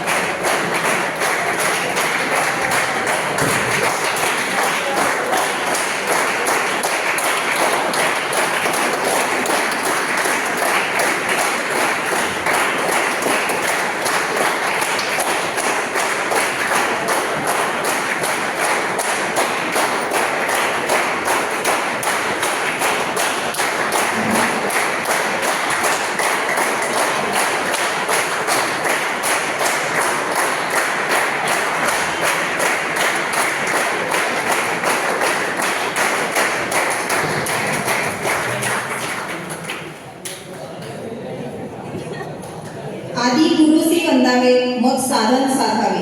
गुरु म्हणजे मायबाप, नाम घेता हरतील बाप. गुरु म्हणजे आहे काशी, साती तीर्थ तयापाशी. तुका म्हणे ऐसे गुरु, चरण त्याचे हृदयी धरू. या उक्तीप्रमाणे आजचा शिक्षक दिनानिमित्त सुनील सर आपले मनोगत व्यक्त करण्यासाठी मंचावर येत आहेत.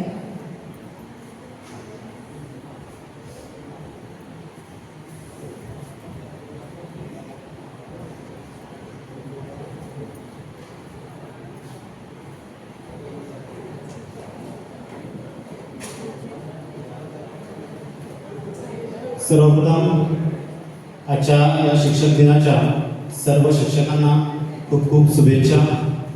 आधी गुरुसे वंदावे मग साधन साधावे, गुरु म्हणजे माय बाप नाम घेता हरतील पाप, गुरु म्हणजे आहे काशी साती तीर्थ तयापाशी, तुका म्हणे ऐसे गुरु चरण त्याचे हृदय धरू.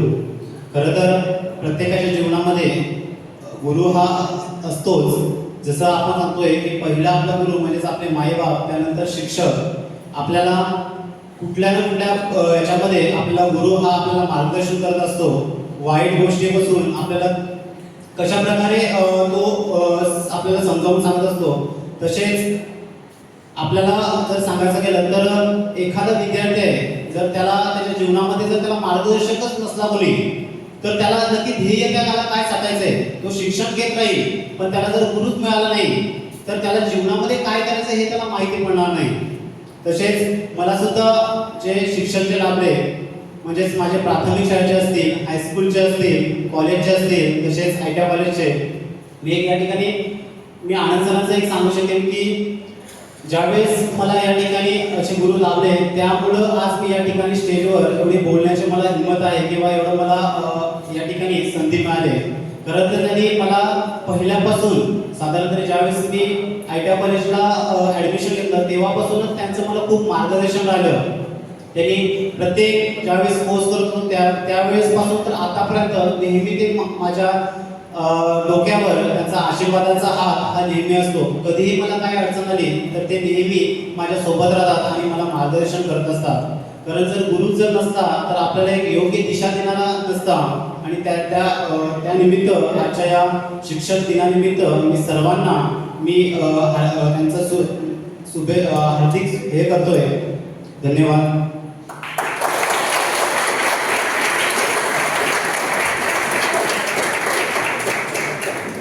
यानंतर मंचावर येत आहेत सूर्यकांत सर आपलं मनोगत व्यक्त करण्यासाठी.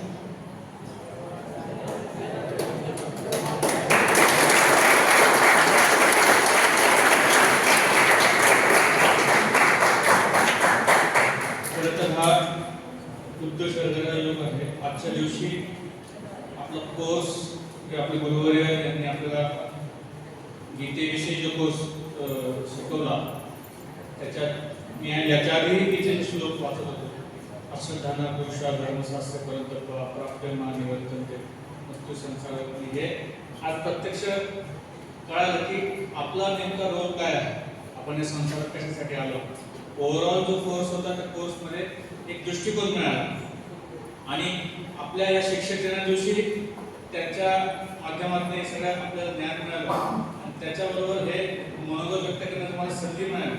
बरोबर आतून असं वाटतंय की खऱ्या अर्थाने हा भारत या जगाला मार्गदर्शन करतोय आणि गीतेचं ज्ञान ज्याप्रमाणे प्रभुपादांनी पूर्ण भारतभर या जगात पसरवलं आणि त्याचं आपल्यालाही एक दृष्टिकोन मिळाला की खऱ्या अर्थाने गीता कशा पद्धतीने या शिक्षकाच्या माध्यमातून आपल्याला आज कळालं. आणि 1962 पासून सुरू झालेला हा डॉक्टर सर्वपल्ली राधाकृष्णन यांच्या वाढदिवसानिमित्त साजरा केलेला शिक्षक दिन, साधारणतः ते आदर्श शिक्षक होते.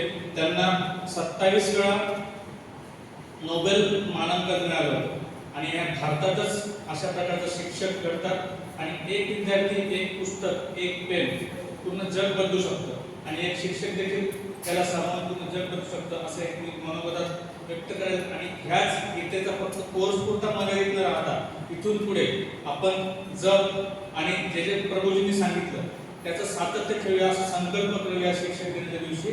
आणि तो दृष्टिकोनातून आपण एक आदर्श शिक्षकांनी दिलेल्या गोष्टी आणि प्रभूजींनी दिलेल्या गुह्यज्ञान आपण आज अचानक आणण्याचा या क्षणापासून सुरुवात करूया असं मी सर्वांच्या वतीने प्रभूजींना मी हे करतो, संकल्प करूयात आपण सगळं. आणि हरे कृष्ण म्हणून हरे कृष्ण.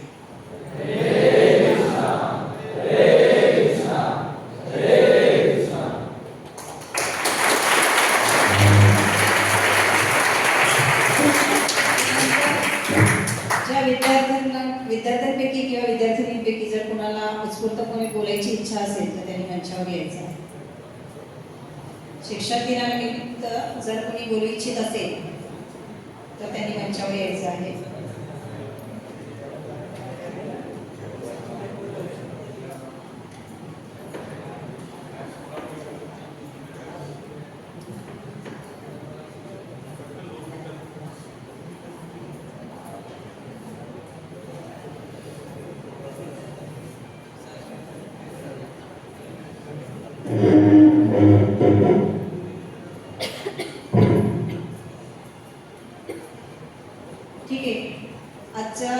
शिक्षक दिनानिमित्त हा जो छोटासा कार्यक्रम आपण इथे घेतलेला आहे, खरं तर गेल्या 4 दिवसापासून प्रभूजी आपल्याकडे येत आहेत आणि खऱ्या अर्थाने असं म्हटलं जातं की कसं जगावं हे शिकवते ती गीता आणि कसं मरावं हे शिकवतं ते भागवत.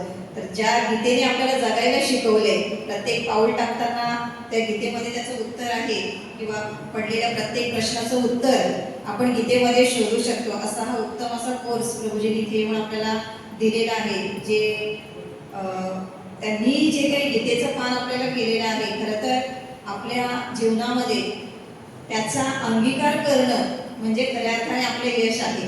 तर आजच्या या दिवशी मी या मंचावरून सांगू इच्छिते की हा कोर्स किंवा याविषयीचं जे काही ज्ञान आहे तर प्रभूजींनी नेहमीच आपल्याला येऊन सर्व विद्यार्थ्यांना, शिक्षकांना उपकृत करावं अशी मी त्यांना प्रार्थना करते. आणि अजित कृष्ण प्रभूंचं स्वागत करण्यासाठी मी प्रभूजींना विनंती करते.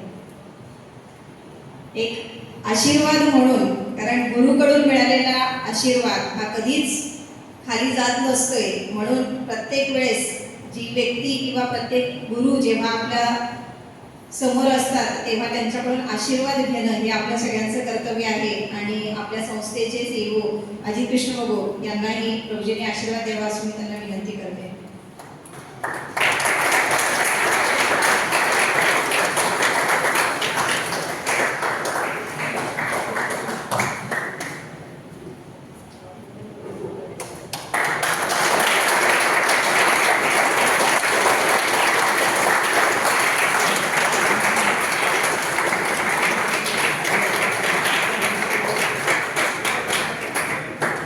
यानंतर मी आनंद सरांना विनंती करते की कार्यक्रमाचं आभार प्रदर्शन त्यांनी करावं.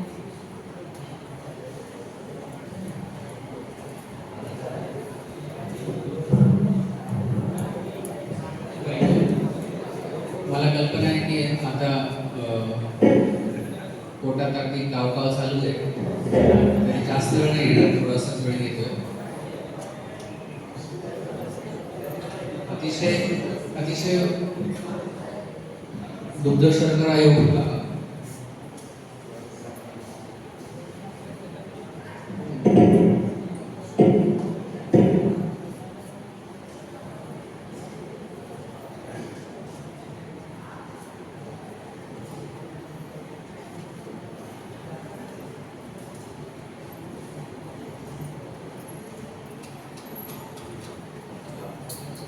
थोडंसं फक्त विचार मांडला तर लगेच सोल्युशन आलं. आता तुमची पोटातली कावकाव थोड्या वेळासाठी थांबणार आहे.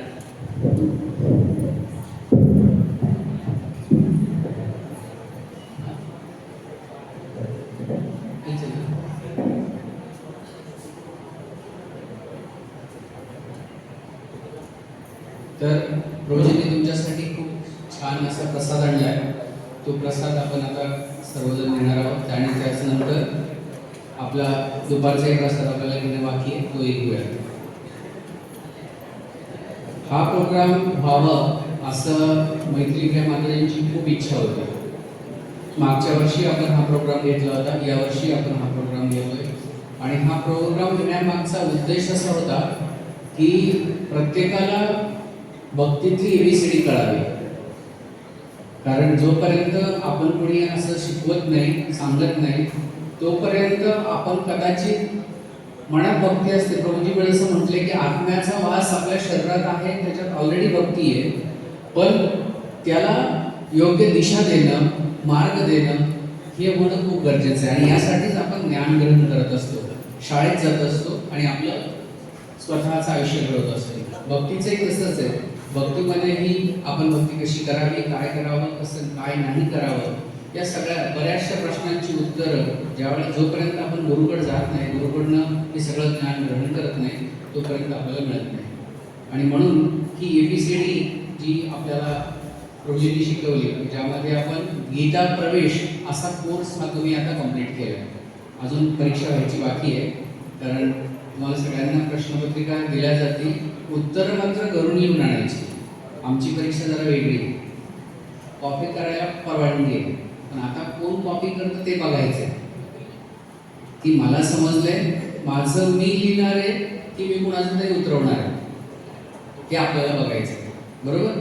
त्याच्यामुळे ज्यांनी इंडिव्हिज्युअली प्रत्येकाने आज कोर्स केला ही गेली 4 दिवस, म्हणजे तशी 5 दिवस होती पण आपण 4 दिवसात केलं, पण ही जी 5 सत्र आपण केली, या 5 सत्रांमध्ये जो कोणी इथे शरीरासोबत आत्म्याने इथे होता, मनाने इथे होता, तो मात्र कुणाचंही पाहणार नाही आणि आपला आपला पेपर सोडवणार आहे. आणि ती एकदा परीक्षा झाली की मग तुम्हाला आपण त्याचं सर्टिफिकेट प्रभूजींच्याच हस्ते आपण ते सर्टिफिकेट आपण तुम्हा सर्वांना प्रदान करणार आहोत. हा कार्यक्रम मी जसं म्हटलं की मैथिलीप्रिया माताजींची खूप मनापासून इच्छा होती आणि त्यांची नेहमी ही आशा असते की मुलांना सर्वोत्कृष्ट मिळावं, म्हणजे भक्तीतलंही सर्वोत्कृष्टच मिळावं अशी प्रयत्न होते. आणि म्हणून प्रभूजींना प्रभूजींना खूप म्हणजे जेव्हापासून इथं ही इन्स्टिट्यूट सुरू झाली तेव्हापासून प्रभूजी मार्गदर्शन करतात. जेव्हा केव्हा संकट येतं, जेव्हा केव्हा प्रश्न येतो, जेव्हा केव्हा आनंद असतो, जेव्हा केव्हा दुःख असतं, त्या क्षणाला प्रभूजींची आठवण येते. आणि मग जेव्हा माताजींनी इच्छा व्यक्त केली त्यावेळेस लगेचच मी प्रभूजींना म्हटलं, प्रभूजी असा असा प्रोग्राम घ्यायचं माताजींची इच्छा आहे. प्रभूजींनी मला एका क्षणात हा म्हटलं. त्याच्यानंतर मला एकदा आम्ही 2, 3, 4 वेळेस भेटलो असू आणि त्याच्यानंतर त्यांनी मला पूर्ण दाखवलं की मी काय काय मुलांना देणार आहे. वास्तविक माझी ती योग्यता नाही आहे, कारण प्रभूजी मी खूपच अजूनही अज्ञान आहे. तरी प्रभूजींनी मला ते सगळं दाखवलं, सगळं प्लॅनिंग सांगितलं आणि मगच प्रोग्राम सुरू केला आणि त्यानुसार आपण इथं हा प्रोग्राम घेतला. त्यामुळं पहिलं धन्यवाद मी माताजींना देऊ इच्छितो की ज्यांनी इच्छा व्यक्त केली. दुसरा धन्यवाद मी प्रभूजींना प्रभूजींना देऊ इच्छितो की ज्यांनी ते सत्यात उतरवलं. आणि पुढचा धन्यवाद मी तुम्हाला देऊ इच्छितो सर्वांना की ज्यांनी इथे बसून तुम्ही सगळ्यांनी ते ग्रहण केलं आणि खूप मन लावून ऐकलं. त्यासोबत तुम्ही फिजिकली नाही तर मनानेही इथे होता, हेही खूप वेळा तुम्ही दाखवून दिलं. कारण तुम्ही ज्यावेळेस प्रश्न विचारत होता मी अचंबित होत होतो की मुलं प्रश्न कशी विचारतात, कारण इथून मागे मुलांना प्रश्न विचारायचे